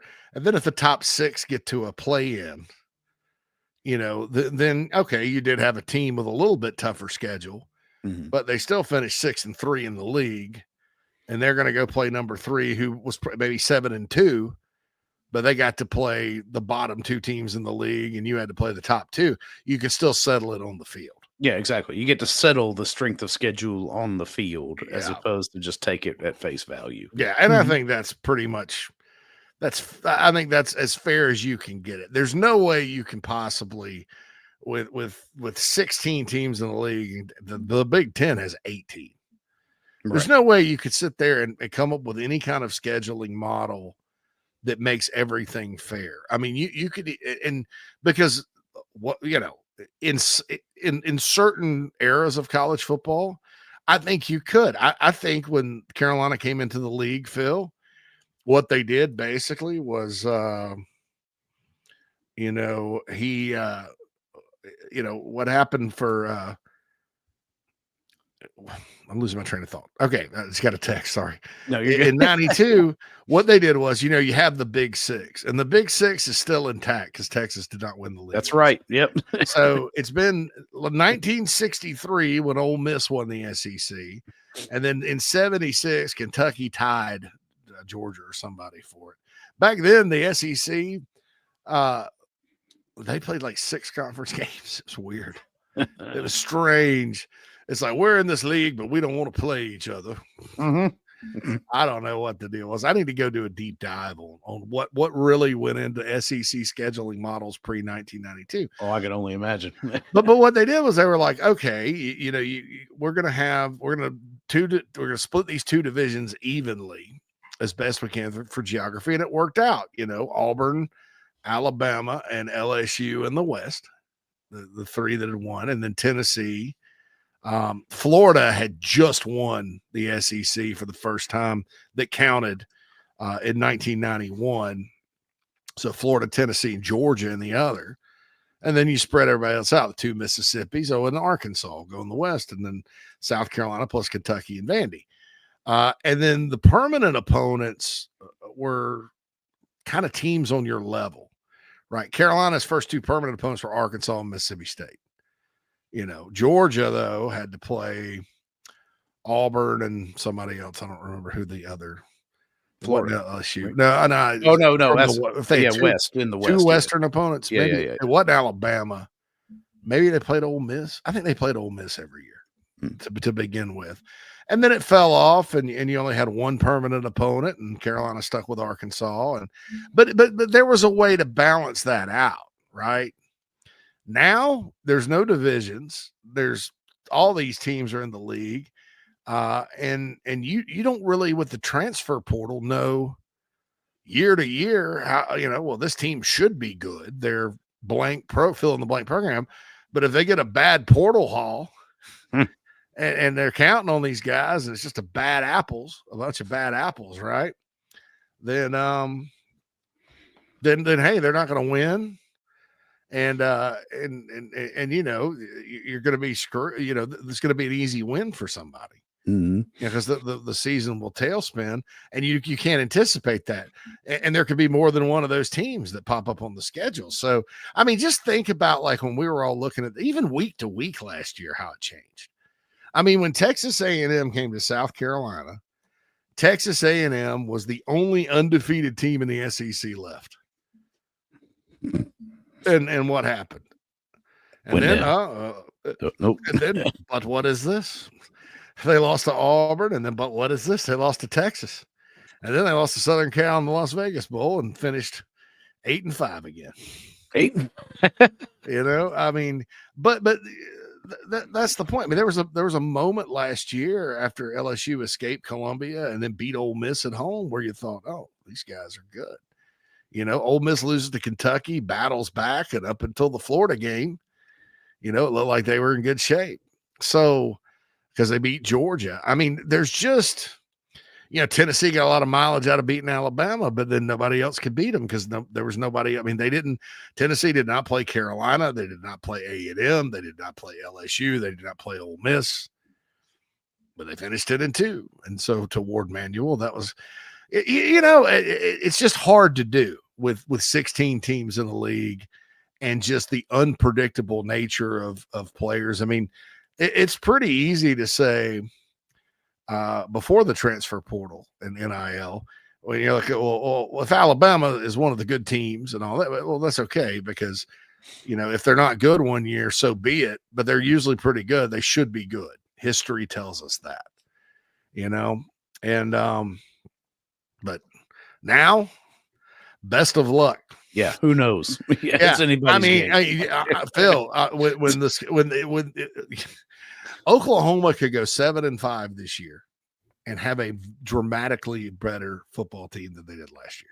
Right, 7-5, right. And they were 6-7 a year ago. And with, you know, the miracle win was at Auburn, and then somehow they beat Alabama like that. I don't know how they beat Alabama like they did. That's nuts. But you know, so they could be 7-5 this year, much better, and finish with 6 losses. Just because it's just how it is. And then it could all flip on them and they inherit Texas's schedule. And then, oh, but wait a minute. Florida's up now. You know, Arkansas is up, you know, all these teams that rotate on, and then a lot of teams can fall down and inherit them and still have an easy schedule. It's just hard.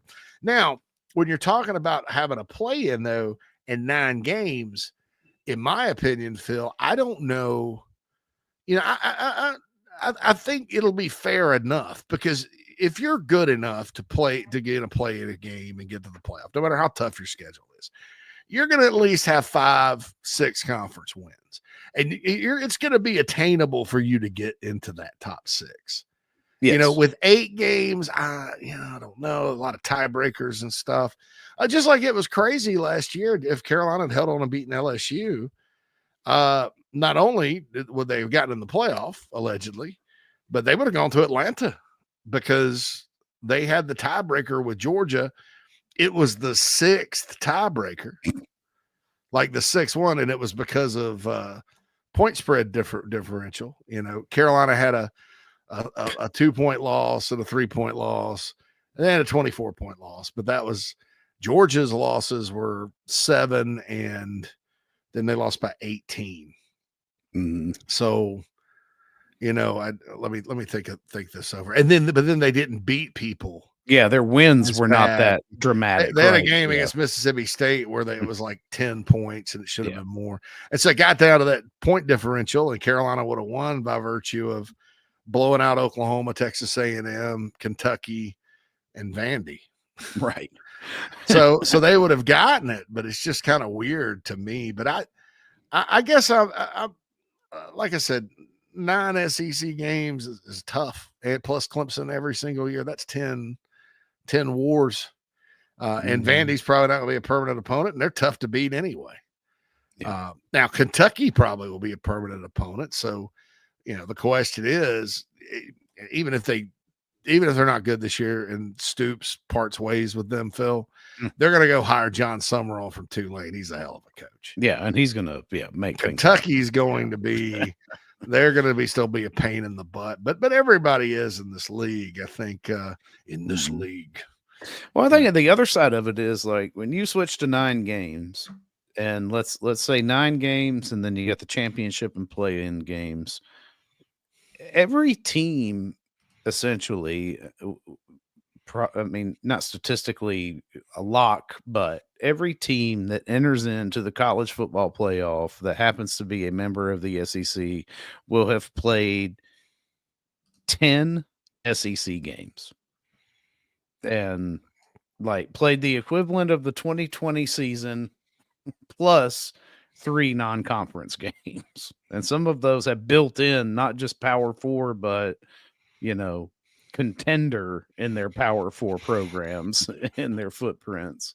And there again, I mean, we all want to see great matchups and great football games and things like that. But it's one of those things where if you're going to make that move, it needs to coincide with taking some of the subjectivity out of the selection process for the playoffs, because I don't care what league you're in. If you run 10, if you successfully manage to come out a winner through a 10-game SEC season, you should be given the benefit of the doubt, period, for entry into postseason play. Yeah. You're right. I mean, but we found last year they're not going to do that. Yeah, that's why you got to remove the committee. That's why I'm growing more and more in the okay with AQs, right? Like I kind of had a fundamental opposition to that, but now I'm like, yeah, if you're going to be so subjective in your selections, then there need to be more constraints.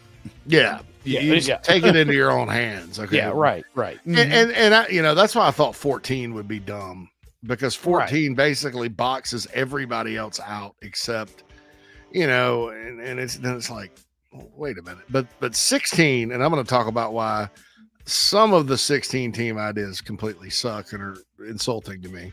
Yes.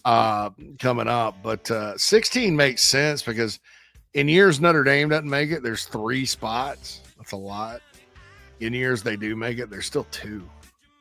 I mean, now guess what? Absent a play-in game last year and a Carolina win, that Carolina would not have made a 16-team playoff last year because of the University of Miami being ranked ahead of them. Now, look, I couldn't. You can't really argue with Ole Miss and Bama beat Carolina head-to-head. Right. I mean, that's head-to-head. If you're going to count head-to-head, count it. That's fine. They were 0-2 against the teams that they were debating against. But Miami versus South Carolina, are you kidding me? I mean, Miami had the best offense in the country. Against who? Yeah, against the worst league. You're really getting a lot of mileage out of blowing out Florida, which clearly was not as good as they were at the end of the year. At the beginning of the year. It would have been a tough pill to swallow for 3 ACCs to get in over Carolina, as hot as they were. But maybe without the risk, they would have ranked it a little differently.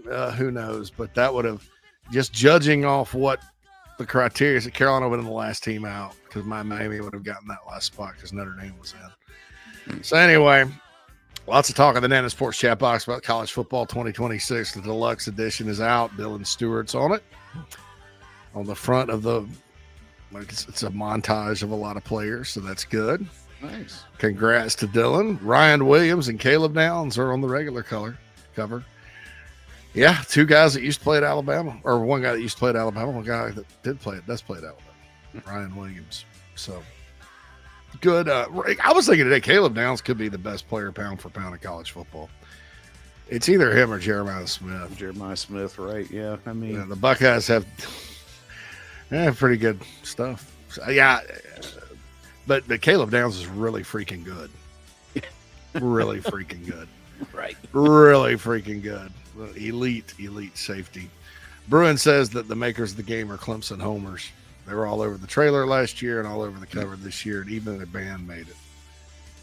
Well, Carolina's band got to go to the Macy's Day Parade, right? Macy's Thanksgiving Day Parade.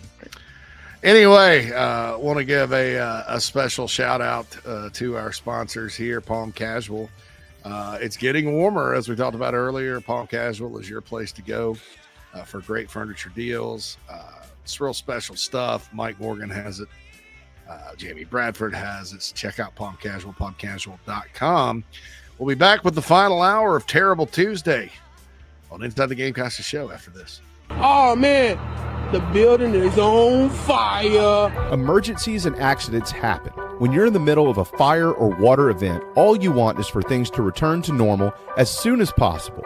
Resto Pros of the Midlands is with you, guiding you through the process and working with you to get your home or office back in working order. They'll answer your questions, discuss procedures, and can act as your advocate when it comes to processing your insurance claim. Resto Pros Midlands SC.com. Open 24/7 when you need them. Quality that is guaranteed.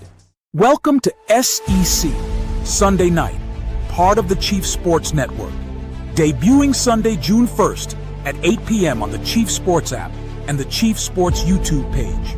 Hosted by Rob Williams and Craig McMichael, SEC Sunday Night will feature the conversations, have the information, and host the guests that make this storied conference great. Join us June 1st for SEC Sunday Night on the Chief Sports Network. Welcome to Dry Space Crawl Space Solutions. Basement crawl space encapsulation designed for your specific needs. Your crawl space can be susceptible to all sorts of issues, including moisture buildup, mold growth, and structural damage, if not cared for properly. Let our trained experts provide basement crawl space encapsulation solutions to protect your home, improve air quality, and enhance energy efficiency. Schedule your consultation today for a safer, healthier space at dryspacecs.com. Dry Space Crawl Space Solutions, proud supporters of your South Carolina Gamecocks. Happy New Year from the Barndominium Company, where they are building dream homes in the Carolinas, Georgia, and Tennessee. Their turnkey process can be custom designed and takes 6 months on average. Make your dream a reality. Visit thebarndominiumco.com. Thebarndominiumco.com. Gamecock owned and operated.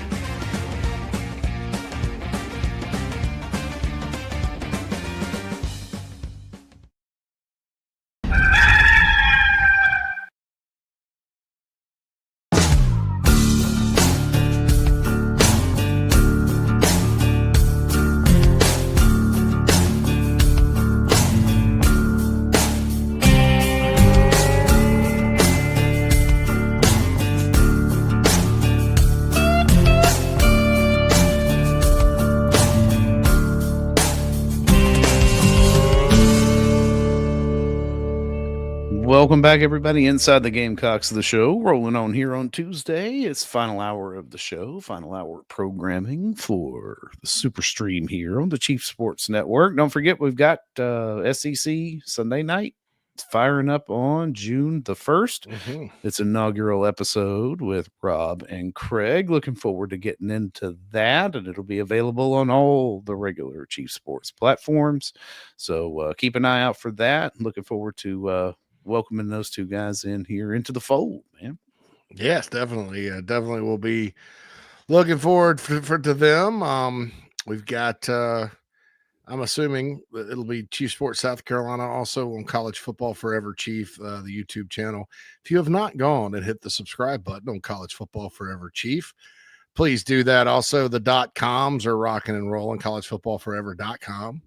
And also chiefsportsnetwork.com. You can find useful information on those two websites. And then, of course, thebigspur.com, which is your home of Gamecock sports. That's our proud partner here. Obviously, I've got a little bit to do with that website myself. So it's pretty good. But we certainly love all of our .coms and apps and channels and things like that. So Craig says another Craiger. Yeah. So that's the deal there. Another Craiger McMahon. There is only one Craiger, as Clint says in the Nana Sports chat box. Clint asked about the Welcome Homes. I don't know what the deal is with those. It's been like, it's this mystery. But my understanding is they are both 2026 kids. So we'll see how that plays out. I think that with all of the baseball talk at the end of last week that maybe we kind of got lost with that and then the holiday. I think that they're both 2026 deal. So were the towels at Williams-Brice not white in the EA Sports game? Is that what you guys are saying in the Nana Sports chat box? That would be kind of, if they weren't, I don't know. Yellow, cream colored. I don't know. Like, yeah, what were they like? I'm sure Steelers terrible towels. Is that what? Terrible towels. Terrible towels. Terrible. That's terrible. That towel is terrible. So, yeah. So we've got that. But a big official visit weekend this weekend, of course. Clint mentioned Curry Adams and Carter Meadows. You know, I think you just shoot your shot with those guys and see what happens. Honestly, just gut feeling. If one or the other, I think there's been more recent headway made with Meadows as opposed to Adams. But you know, Torian Gray went to see Adams. He's engaged with them and stuff. So we'll see what happens. I get an Oregon feeling with him for some reason. Ducks. Just feel like Oregon. So that's the deal. Bruce said they were black. Ooh. The black towels. Black towels. How would that look at Williams-Brice? Now, if everybody wore white, like at Penn State, like you did a white out, and the you contrast would black, be pretty sick. Black towels, that would be kind of interesting. Mm-hmm. But good luck with that. Good luck with that. So I don't know what the deal is there. But yeah, so as far as the two headliners, I'd love, I'm a recruiting nerd and stuff. Getting one of those guys from Maryland and DC to me would be really good. You kind of keep things fresh and going because you have guys on campus on the roster right now from that area, a lot of them. And I think that's a great place for Carolina to go recruiting and pick off, between 1 and 3 every cycle. And the guys, Phil, that have been from that area, by and large, they've been pretty good. Yeah, they've been able to identify, really good players and bring them in and turn them into, great players. So DeAndre Jules was a Maryland guy. Mm-hmm. Of course, there's Dylan Stewart and Nick Harbor. Those were the headliners. Zabari Sandy is back healthy and looking pretty good so far, at least what the word around the campfire is at that backup nickel position. So you have those guys. Big Tree is a Maryland guy. Monkel Goodwine is a Maryland guy. They got out of the portal. I mentioned DeAndre Jules from last year was from Maryland. About the only one was the kid Aaron Parks, who they got from Oklahoma, but he blew out his knee last year and then hit the portal. Clint says Vershawn Lee. Yeah, he was from the Northern Virginia side. But he and Ja'Kai Moore both were Northern Virginia kids. Eric Wolford went in and got those two guys. They thought Vershawn Lee, the old staff, when they brought him in, remember in that first game against Tennessee in 2020, they stuck him out there at right tackle first game. Yeah, right. They thought he had pretty good footwork and he was going to be good, and turned out he had a really good career. I thought so. We'll see how it goes. But yeah, there's a lot of players from that area is really good. It's kind of a grab bag, Phil, because they don't have everything every year in Maryland on the Maryland DC side. If you took Northern Virginia and combined it, you probably would have a little of everything. But it's funny because so Northern Virginia kids, if they're not staying in state, they're Bama had a pipeline into there for a while. Penn State, actually, it's funny because Penn State used to just blow up the Maryland side, right? When Larry Johnson was at Penn State, at Ohio State. Now, James under Franklin, they're really good on the Virginia side. Tyler Warren just got picked in the round he was a Northern Virginia kid. I think maybe Richmond. I don't know. It wasn't Tidewater though. And so they get players from there. And so it's just interesting, but Maryland DC specifically, like some years you'll have a couple of really good O linemen. Some years you'll have D linemen. Some years it's corner linebackers. There'll be obviously Caleb Williams is a quarterback from there that was really good. The push for the Bears. So it's like one of those things where you sort of look at it, and it's a good place to kind of shoot for 1 to 3 every cycle, because chances are you're going to have something there that's not really in your state. And South Carolina's numbers aren't to the point yet where you get one of everything. Hopefully it will be one day, but it's a place to go recruit for the Gamecocks. I think that 757, if you get 0 to 1 or 2 out of there a year, they hit Richmond. I mean, those places, those spots right there in that corridor can be very lucrative. I've always said Carolina should recruit there because they're the closest SEC team to that part. I mean, there's parts of Virginia that it's probably a little closer to get to Knoxville, but most of the part Carolina recruits from, South Carolina is the closest one. So yeah, I mean, the parts of Virginia that are close are sparsely populated, right? Not like these dense centers over there in East Virginia. Yeah. Every now and I remember the Zach Rice kid, the big 5-star guy that ended up at North Carolina. Now he's joined Cam Pringle at Syracuse. Probably too early to call him a super bust, but he was, talked about as a 5-star franchise offensive tackle. He played nothing but guard at UNC, and now he hit the portal. He's off to Syracuse, but he was from Lynchburg. So Lynchburg, Roanoke, that area, that's right there in the southwestern part, probably closer to Tennessee. The Peyton Lewis kid that Clint really liked, the running back that signed with Tennessee. Oh yeah. He was from along that stretch too. It's I-81. It goes all the way up. You hit it in Knoxville, and it goes all the way up to Blacksburg and all the way to DC. It goes through Harrisonburg, where JMU is, Lexington, where VMI is. All those schools are kind of along that way. Yeah, Clint loved Peyton Lewis. Peyton Lewis is supposed to be the starting running back at Tennessee this year, according to the last depth chart I looked at. So Darius Gray is from the Richmond area, Clint. Little piece of nugget of info: when Beamer was at Virginia Tech, he had Richmond. When he went back, and he got a lot of dudes out of there. The one guy he lost was Cleveland Farrell, who went to Clemson. Blew out his knee, and then came back from the knee injury. And I loved Cleveland Farrell when he was coming out. I thought Carolina was in on him a little bit, but it came down to Clemson, Virginia Tech. The Hokies thought they had him, and Clemson ended up getting him. And that guy was good. That guy was really, really good. And he was good at Clemson and obviously a stud. So, but yeah, Darius Gray is from the Richmond area, but yeah, and I don't know what the deal was. I know Wiltfong put in a prediction for LSU for him. I'm not so sure with that. Clint says the stronger, longer theory holds up with Gray, but then there's also the escape theory. Got to get out of here.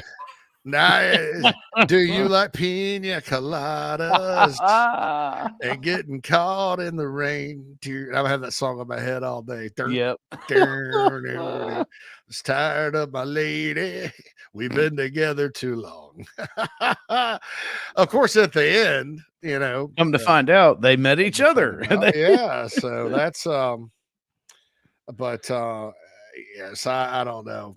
But Clint says you get the last summer official for him, and it could turn out like that song. Yeah, because like with Darius Gray, like he's so into Carolina, and just the positive feedback, and it's just like, you can't judge a lot on social media because some of these guys love recruiting, and they sit there and they have good things to say about just about everybody. But with Darius Gray, it's just sort of over the top, and every visit he's had has been special.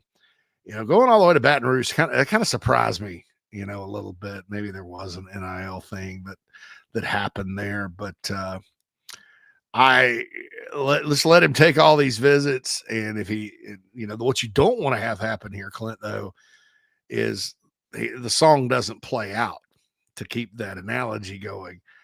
And it just stops and he ends up somewhere else because he's just like, I've kind of got Gamecock fatigue. This is the new shiny object or whatever.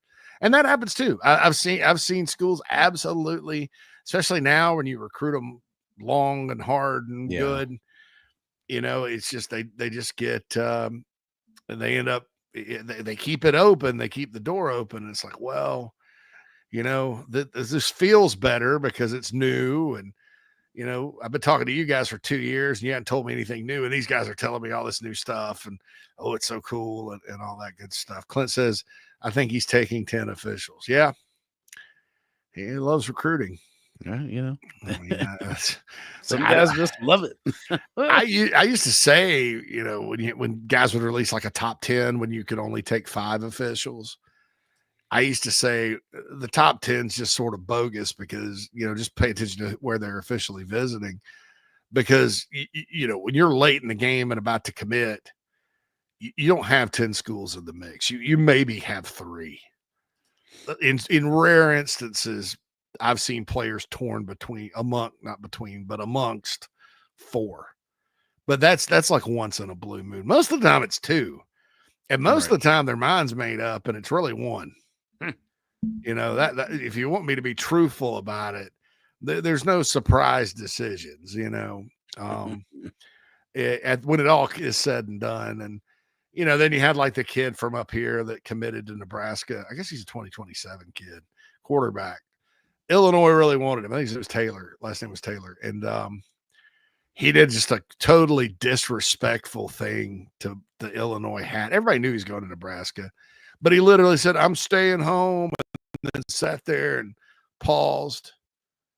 And they took the hat off and tossed it, and they said, "No, Nebraska." And you're like, "That's messed up." Yeah, yeah. I think people really need to.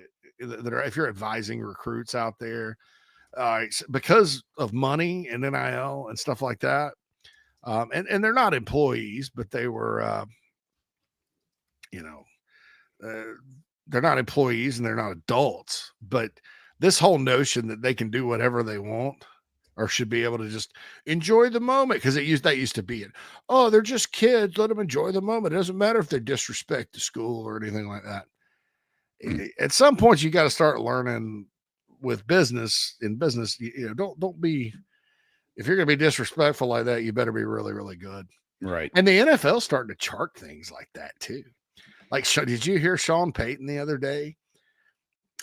Talking about his whole draft class, they drafted nobody that was from that went in the transfer portal. That transferred, right? Yeah. Mm-hmm. He's like, it's not a coincidence, I could tell you that. And I was like, that's interesting. So, good for Sean Payton. Yeah. Not that. Look, we talk about a program every day on the show, Phil, that's overwhelmingly been impacted in an overwhelmingly positive manner by the transfer portal.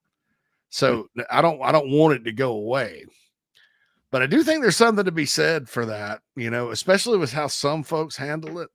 Like, if you're one of these people that your agent told you you're happy at the school you're at and having a great experience, but your agent told you to get in the portal over $200,000, right? Yeah, because they wanted to get paid, then that's sad, because you're letting people that really don't have that really just want money, that claim to have your best interest at heart, decide for you, unless you're just money driven. Some kids are like that, and the fan. It is about hey, I'll go play wherever just for more money, and that's fine too if that's your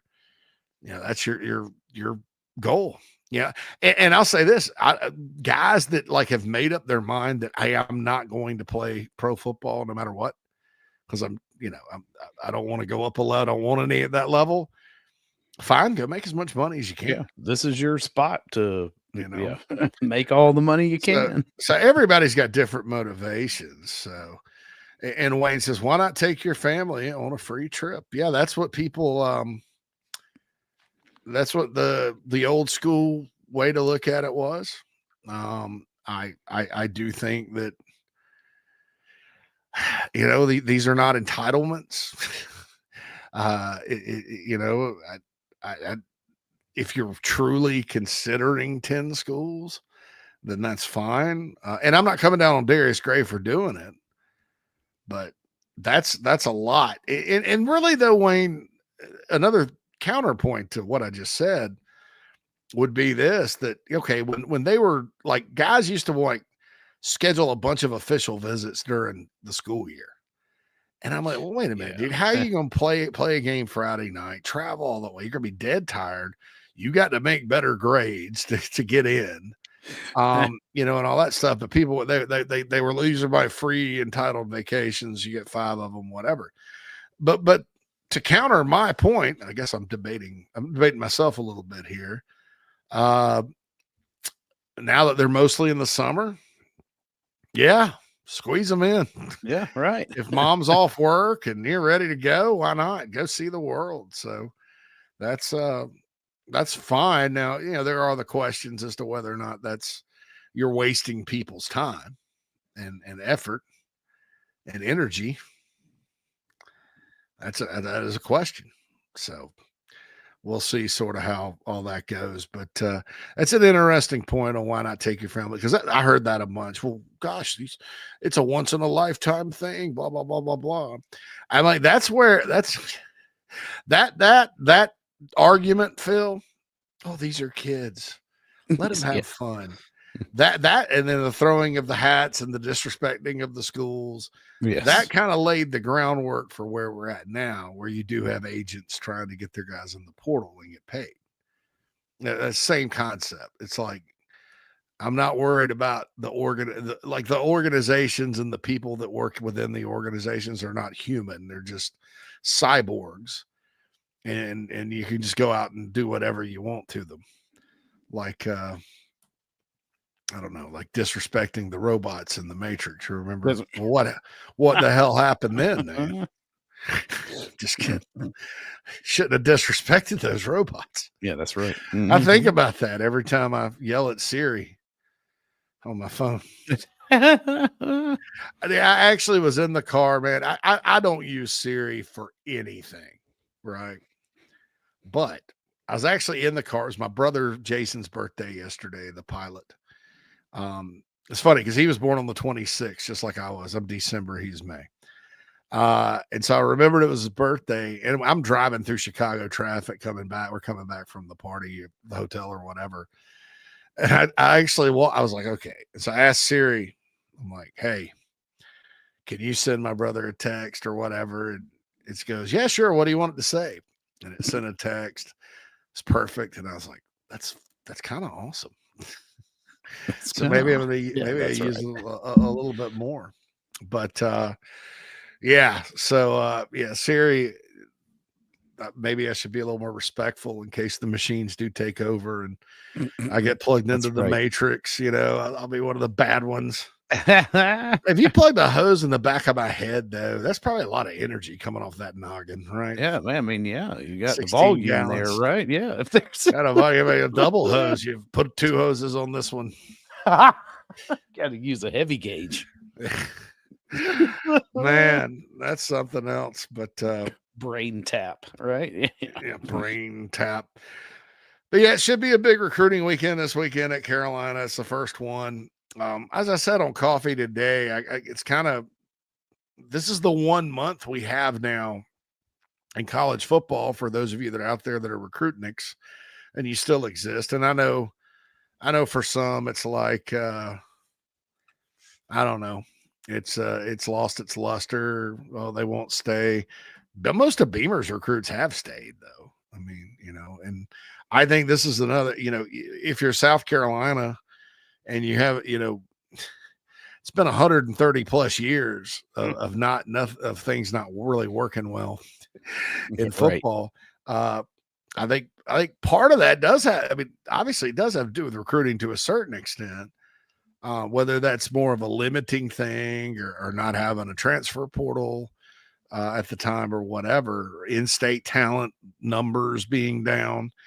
But diversifying and saying, okay, well, we're going to put this roster together and we're going to have some guys that we recruit out of high school and develop. We're going to have some younger portal guys that we can bring in and still develop. We have some older guys we bring in that haven't really had the best career yet. We're going to get the most out of them for 1 year. You know, and then we're just going to have normal portal guys that they're kind of plug and play guys that are ready to go that we like, you know.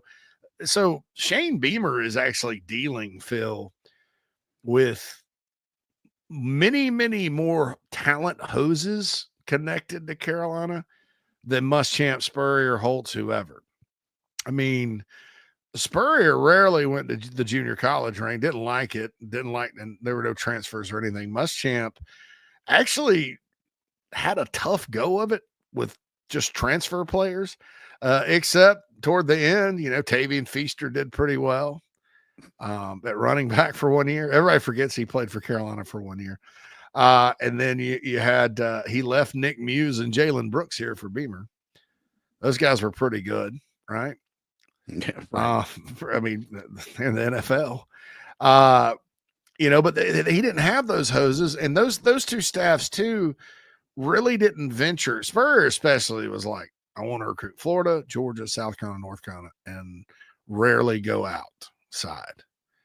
And Muschamp didn't have that hard, and he'd recruit anywhere, but they kind of stuck to this area, and rightfully so. I think with high school recruiting, if you're just dependent on that, you know, Holtz went JUCO quite a bit more than the other two, but Beamer has all these different hoses that he can hook up to, and on top of that, he's expanded the high school talent pockets by going north and actually getting good players to come.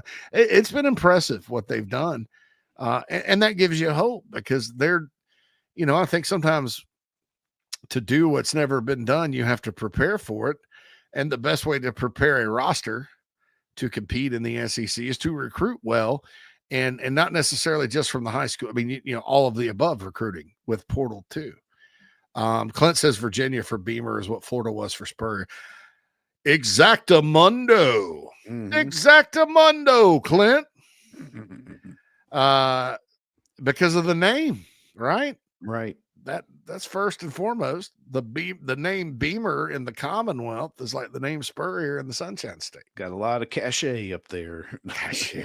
Cachet. I was thinking about I couldn't put my finger on it over the weekend, Phil. I was thinking about like Strong J. Right?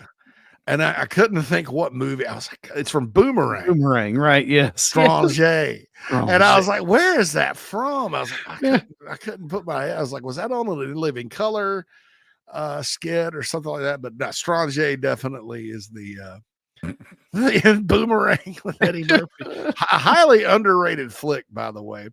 Also, in today's Gen X on Chief Gen X segment. That's not a thing. Gen X on Chief is a thing, though. There is a Voltron movie coming out, live action. And I just want to tell everybody, I'm going to admit to this, like, as much as I love Transformers when I was a kid, Voltron was like next level. Right. The problem with Voltron is it was expensive as all get out. All right. And you had the alternative Voltron, like the cars, the automobiles. They're basically like GoBots. The GoBots. The big robot. But, right. Yeah. The Lions, though, were like the classic, right? Yes. Yes. And so I searched, and we finally found the Lions in a toy store. But it was like $90 in 1980, whatever. That's expensive as you know what, right, dude. Right.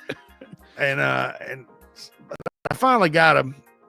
I wish I'd have held on to it, because I was like, you know, feeling sorry for myself in my childhood the other day. Not really, but I was just like, hell, I'll buy a Voltron.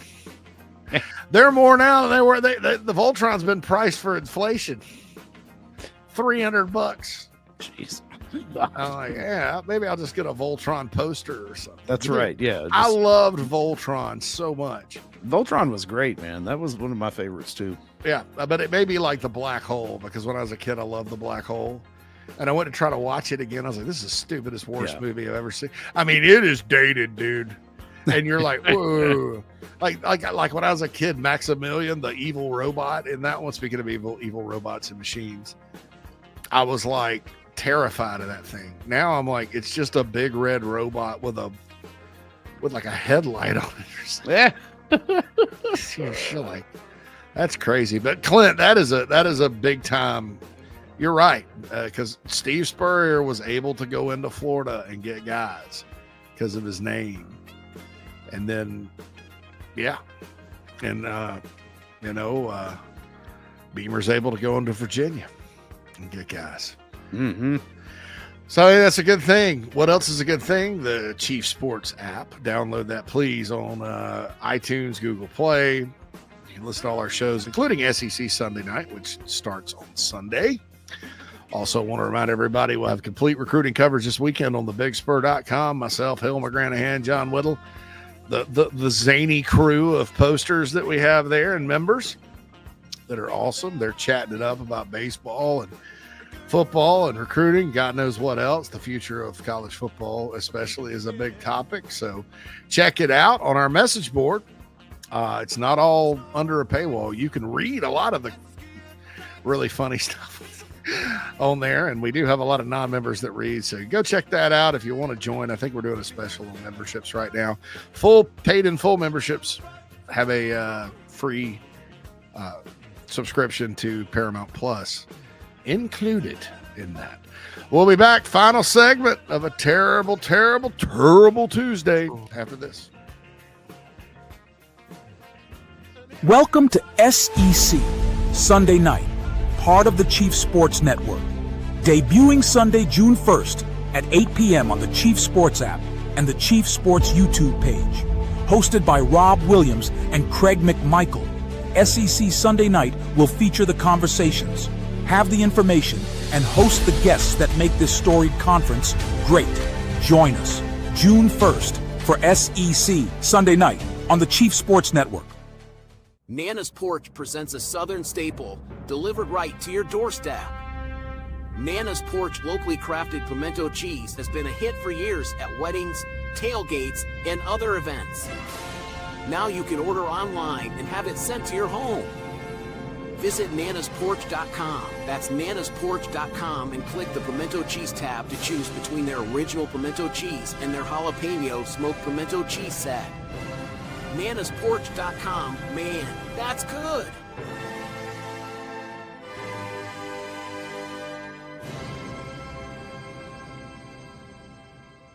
It's gone! That ball is going to be out of here! Fair ball in the corner! The atmosphere in Founders Park is electric. There's nothing like being loud and proud for our Gamecocks. Gamecock Traditions proudly supports Carolina baseball and wants you to look your best while you're at the ballpark. Come see us and choose from the best selection of game hats, hoodies, shirts, and all that entails the baseball logo. From tailgate gear to jewelry and plenty for your kids, Gamecock Traditions is your Gamecock baseball locker room. Don't forget, we have the widest selection for all sports and USC apparel. Come see us in Lexington or in the Village at Sand Hill, or order online and have it shipped to your doorstep at GamecockTraditions.com. Go Gamecocks! Welcome to SEC Sunday Night, part of the Chief Sports Network. Debuting Sunday, June 1st at 8 p.m. on the Chief Sports app and the Chief Sports YouTube page. Hosted by Rob Williams and Craig McMichael, SEC Sunday Night will feature the conversations, have the information, and host the guests that make this storied conference great. Join us June 1st for SEC Sunday Night on the Chief Sports Network. Welcome back, everybody, inside the Gamecocks The Show. Looking forward to that on Sunday night. If you missed it, we are got a new show coming on, SEC Sunday Night. Rob Williams, Craig McMichael, talking about all things SEC, getting into some big picture stuff, looking at the conference, but that will be live on all the Chief platforms, YouTube, and of course, in the free Chief Sports app. Mm-hmm. Go download that. More and more coming. So the 16-team playoff, JC, looks like it's gaining some traction, right? This is really coming into its own. I've said this before. 14 didn't make much sense to me. I don't understand. Like Pat 40, who never ceases to amaze me with some of his hot takes. He wrote this article today, like getting his pants all in a wad about the buy thing, and then everybody. That's why they went to straight seating this year because of the buys. I think that's much more about having better brackets than it is about giving the SEC or Big Ten an advantage. What you don't want to have happen is like last year where, that fourth team is a group of 5, which made no sense. And like Penn State had a pretty clear shot to the semis. I mean, they would have had to have been upset by SMU on their home field or Boise State to not make it. And that was a team that didn't beat very many teams with a winning record. Their best win was Illinois. Right. They just kind of had a less tough schedule. That they didn't have to play Oregon, and Ohio State did, and Ohio State screwed around and lost to Michigan. They didn't have to play Indiana. Now they'd have beaten Indiana like a drum. But they had a straight shot to the semis. How fair was it, for Texas to get just, Clemson that barely made it, which was, I think, and I got an interesting question about Texas here in a second, but, and then they get to go play Arizona State, one of the hotter teams in the country. But Arizona State got a bye over a Texas team that would finish first in the SEC in the regular season, and Notre Dame. I don't. But Pat Forty sat there and argued about how it was this great advantage, and I'm like, the teams that got the byes went 0-4. Yeah.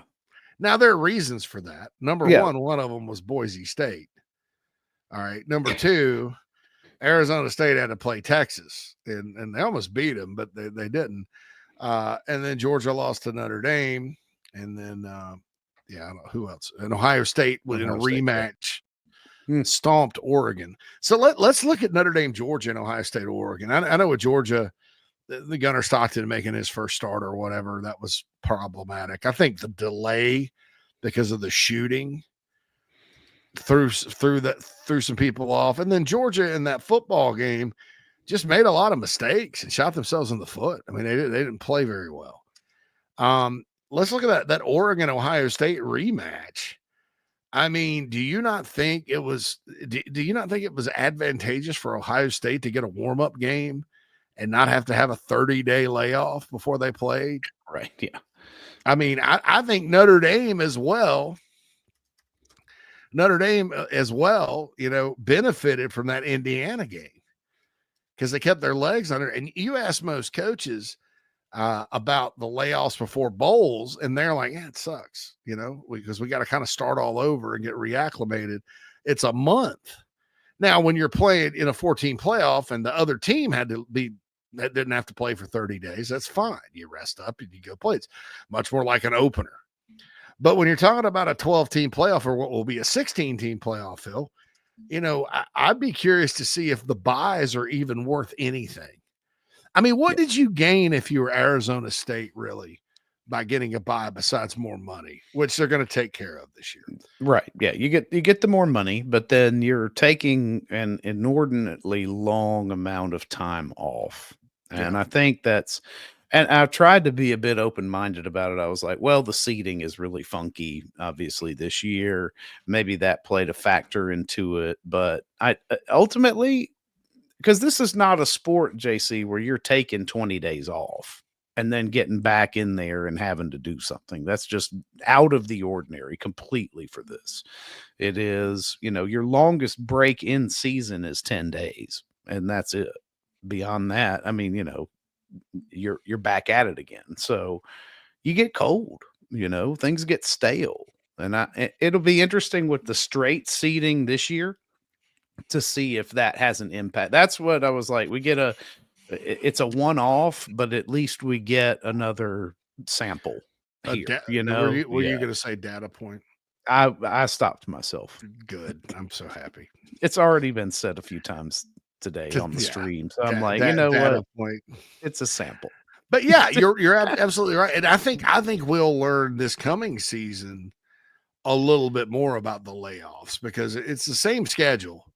So there'll still be 4 teams going into the quarterfinals that played first round games and did not take a month off, and 4 teams that did. And it'll be interesting to see what the results are. And if you're just kind of looking at the team that didn't play, because like Arizona State and Texas was a close football game. Mm-hmm. And I mentioned earlier, Texas going Texas sometimes. And they did. But at the first part of that start of that game, Texas was crisp and hot. And Arizona State looked like they didn't belong. And then it was all like of a a sudden, shell shock. Yeah. Scatabo makes a play, and here they come. You know, it's like they had to wake up. You know, I don't know that Boise was going to beat Penn State regardless, but that wasn't even a game. No. You know, you had Notre Dame looking clearly, even with the injuries Notre Dame had after the first day, because they lost a D lineman in that first game. Notre Dame just looked like the team that was more prepared to play. Now, how much if they'd have had, you know, the Carson Beck, does that make a difference for Georgia? Maybe it does. Maybe it doesn't. I don't know. You know, and then the other one, Ohio State and Oregon. I mean, it's hard to be in college football. It's hard to beat a team twice. Right. And, you know, you had to think Ohio State was going to go out there and, you know, but Oregon played by far, Phil, its worst game of the season. Right. Yeah. They looked like they were rusty. That was the biggest one that was like, ooh, y'all are real rusty. Yeah. This doesn't look like the Oregon we watched at all. Yeah. And meanwhile, Ohio State was coming off played 10 days ago and was ready to go. Right. Matt in the Nana Sports chat box, do the buys get more money than the money for playing the extra game? Yes.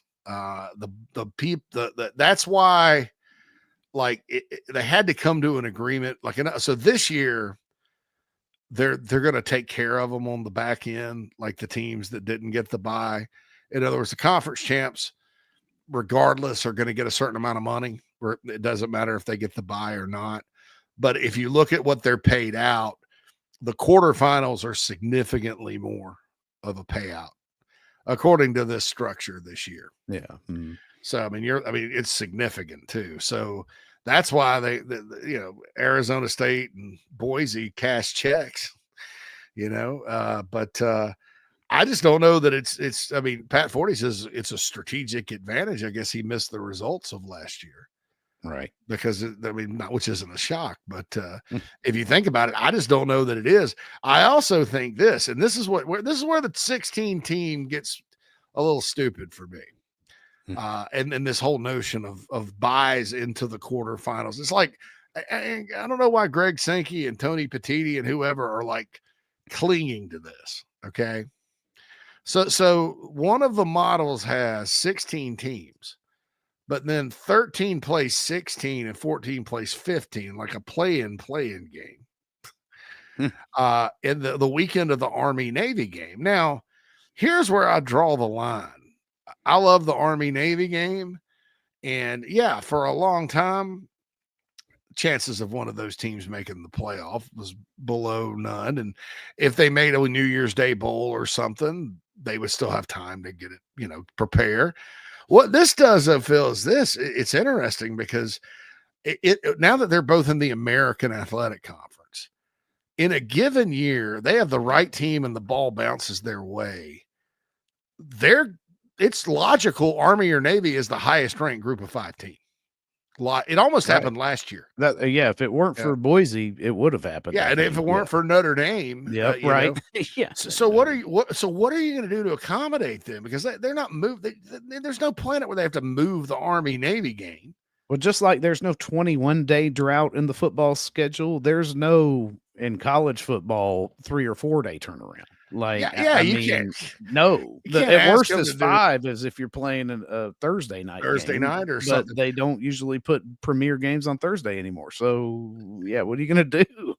And I know the big boys, they don't have to accommodate Army and Navy, but man, that's kind of slicing. And then you're going to the federal government asking them to pass a law to help you with NIL, and you're going to do that. You're going to crap all over.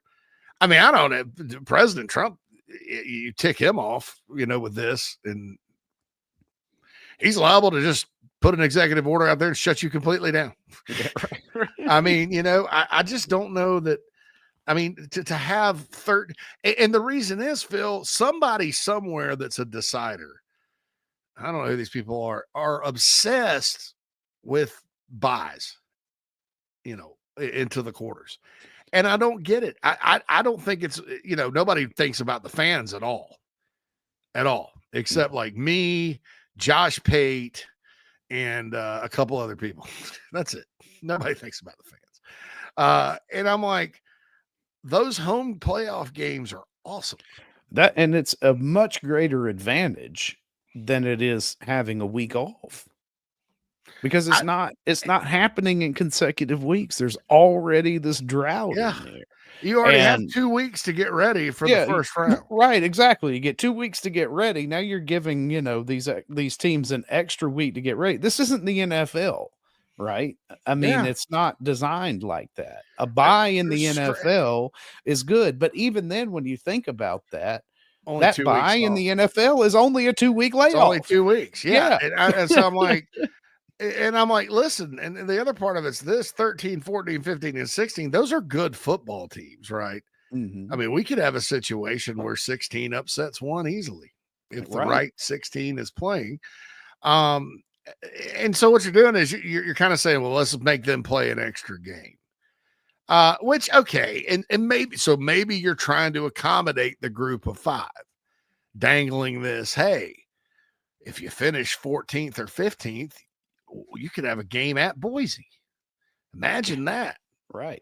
Oh, okay, guy. And it's like, but what you're doing is you're crapping all over Army Navy in the process. And there's just some things that you don't do, man. If you're going to expect people, this whole thing's cattywampus, right? I mean, you start doing this and you insult Army and Navy. A game that everybody looks forward to every year that loves college football. It's a spectacle. Those kids, a lot of them don't go pro, and all that, and so, and go take your phone call, man. Yeah. Give me just Phil's got to make a phone call. Those kids don't go pro. They do it for the right reasons. They serve our country. And you start coming up with a scenario where when they are at their best and they gotten a conference, unlike Notre Dame, who gets special preferential treatment, Army and Navy got into a conference, both of them, right? And if they win that conference and pull an upset or two along the way, they will be the number 1 group of 5 team. And now you're making them pick, or are you just going to have more stupid seeding and give them an automatic, bypass the play-in games, and they could just go play in the first round as the 12th seed. I don't know. It's kind of bizarre to me. So I have no idea. Craig says typically Beamer tears it up in June. Yeah, Craig, there's a lot. Now, this past cycle, the 2025 recruiting cycle, getting back to Gamecock recruiting here, a lot of guys, I mean, there were some flips at the end, which is different. A lot of times the class is sort of, I guess, already ready to go by the time the season gets here. That's what happened with 2024. But, they flipped some guys down the stretch. Really turned out to be a pretty good class when all is said and done. But Hale did the data. I think it's just over 50% of all the guys that visit officially end up committing or signing. So we'll see one of those things. For those that are wondering, Phil had to step away and make a phone call. Clint comes in, Nana Sports chat box. I prefer the DMV over Florida because it seems like the talent's pretty comparable, but the competition isn't quite as stiff for them. Yeah, there's just a lot more in Florida. And when you're talking about South Florida, and that's the one part, and I'm sure people have their reasons for not really emphasizing it. I kind of, going into South Florida, that's one place, if I were South Carolina, I'd maybe try to go recruit a little more. I mean, they got Vendravius Jacobs from Palm Beach. I mean, they do have Florida guys, but I always like that Palm Beach, Dade, Broward area, but that's just me, I get it, and I'm with you, Clint, as far as for South Carolina's purposes. Yeah, you're going head to head with a kid from the DMV, and you've already landed Nick Harbor and Dylan Stewart. You've gotten guys from there. Same with 757. I think if Fred Johnson ends up being a baller, Kendall Daniels, guys like that, you'll start getting more and more, and it adds up. I mean, even if you're only talking like 3-4 tops a cycle from all of Virginia, Maryland, DC, I'm talking about the 16 players over the course of 4 years, and then the benefit of having connections in that area, and you get guys that are from there to come back transfer portal wise, and all that. And I guess I didn't realize how bad things were at Maryland right now. They went 4-8 last season, which is terrible. And their outlook, even though they've got some good recruits like Zion Ely coming in, their outlook's pretty bleak right now. So Zion Ely specifically, I would stay in touch with him if I were the Gamecocks, because I don't know if Loxley will make it. They got a new AD that they're hiring. They just, that kind of thing. So I don't know. Queen of the Cock says, go Spartans or Wildcats. Would love to get Clemson bounced out of their regional. Don't let them get it. Don't want them getting into Omaha for recruiting reasons. Yeah. I was happy to see USC Upstate make it. First time ever. When me and Phil's wife were at Upstate, they were talking about eliminating the baseball team. Yeah. I mean, that was a big deal when I was there. It's a big deal. So go Spartans, Rifles. So it's a shame they're still not the Riflemen, right? The running Rifles. I was like, that's when they changed it to USC Upstate instead of Spartanburg. That's what they did. Clint says we owe Loxley one for Barham. Wasn't that crazy? And now Jay-Sean Barham was legit. Sometimes guys like that are a little overrated or they're raw, but he goes to Maryland and balls. Well, now he's at Michigan. So I guess he didn't get it up. Jalen Gilchrist would be on that list for me, Clint. See, I like Gilchrist film. To me, I like Gilchrist better than Gray coming up. Now, I don't know who will end up better. But Gray's like borderline 5-star. I thought Jalen Gilchrist had elite film. That was one like in my talent evaluator had on. I was like, God, that sucks. Because I think he's going to be really good. But who knows what'll happen if Maryland gets fired. I doubt he's coming back because his mom didn't like the way Gamecock Twitter reacted to him committing. Queen of the Cock says, my stepmom's USC Upstate alum. Got to pull for them. In-laws are all Kentucky Wildcats, so I'll pull for them. Yeah. That's Kentucky's interesting.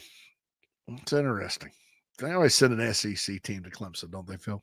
Yeah, they do. It's interesting. They do. I think they did that. Well, Kentucky, who knows? There shouldn't even. There's an argument that they shouldn't even be in it. Not even supposed to be here today. Yeah, that's right. But maybe they're doing it like softball, because I think Kentucky was in the Clemson softball regional. So who knows? It's just we'll just pair them up. That's like, look, we can have parallels between the two diamond sports. That's amazing. That's right. They could just stay in the same hotel they were at and just don't go anywhere.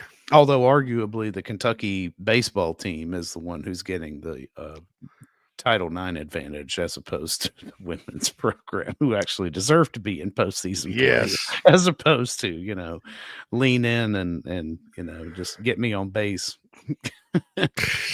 Jeez. Lean in and get me on base. That way I can just steal runs.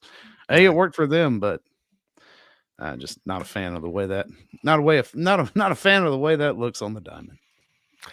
Yeah, in that sport too, I think this whole notion of replaying it and making that call on replay, I hate, because there are sometimes guys are like clearly trying to get out of the way, but they move funky or something. But the way you twist and then they're like, you didn't try to get out of the way. I'm like, clearly back. I'm like, right. You're like, just because he's spastic because a ball's coming at him for 98 miles an hour. Yeah. Some people react different ways. Okay, next time, as opposed to it flying right at my head, instead of moving my head back, which brings my elbow up, I'll just take it to the noggin. Take it in the dome. Yeah, that's right. That's just crazy. I know. Yeah. Oh, West Virginia is also in that. So a lot of Appalachia, Spartanburg, and Clemson. Yeah. Or Appalachia. My bad. I'm probably saying that wrong. Anyway. All right. Terrible Tuesday's over. Everybody go to D's Wings. That's right. Tonight and all that. But yeah, we're looking forward till tomorrow. We're going to I guess tomorrow we'll have a late night Gamecock show. We'll be back tomorrow night, right? Yeah. I think. It's Tuesday. Oh, Wednesday. Yeah. Sorry. Yeah, dude. It seems like day Monday ahead. today. I know, man. I have the Mondays on a Tuesday. So anyway, I'll go ahead and get us out of here. For Phil Mullinax, JC Sherbert, everybody, thank you for tuning in to Inside the Gamecocks The Show. We'll be back tomorrow with more fun. Tune us in. Starting at noon. Morning show starts at 10 tomorrow. I'll be back with coffee in the morning. Have a nice afternoon, everybody.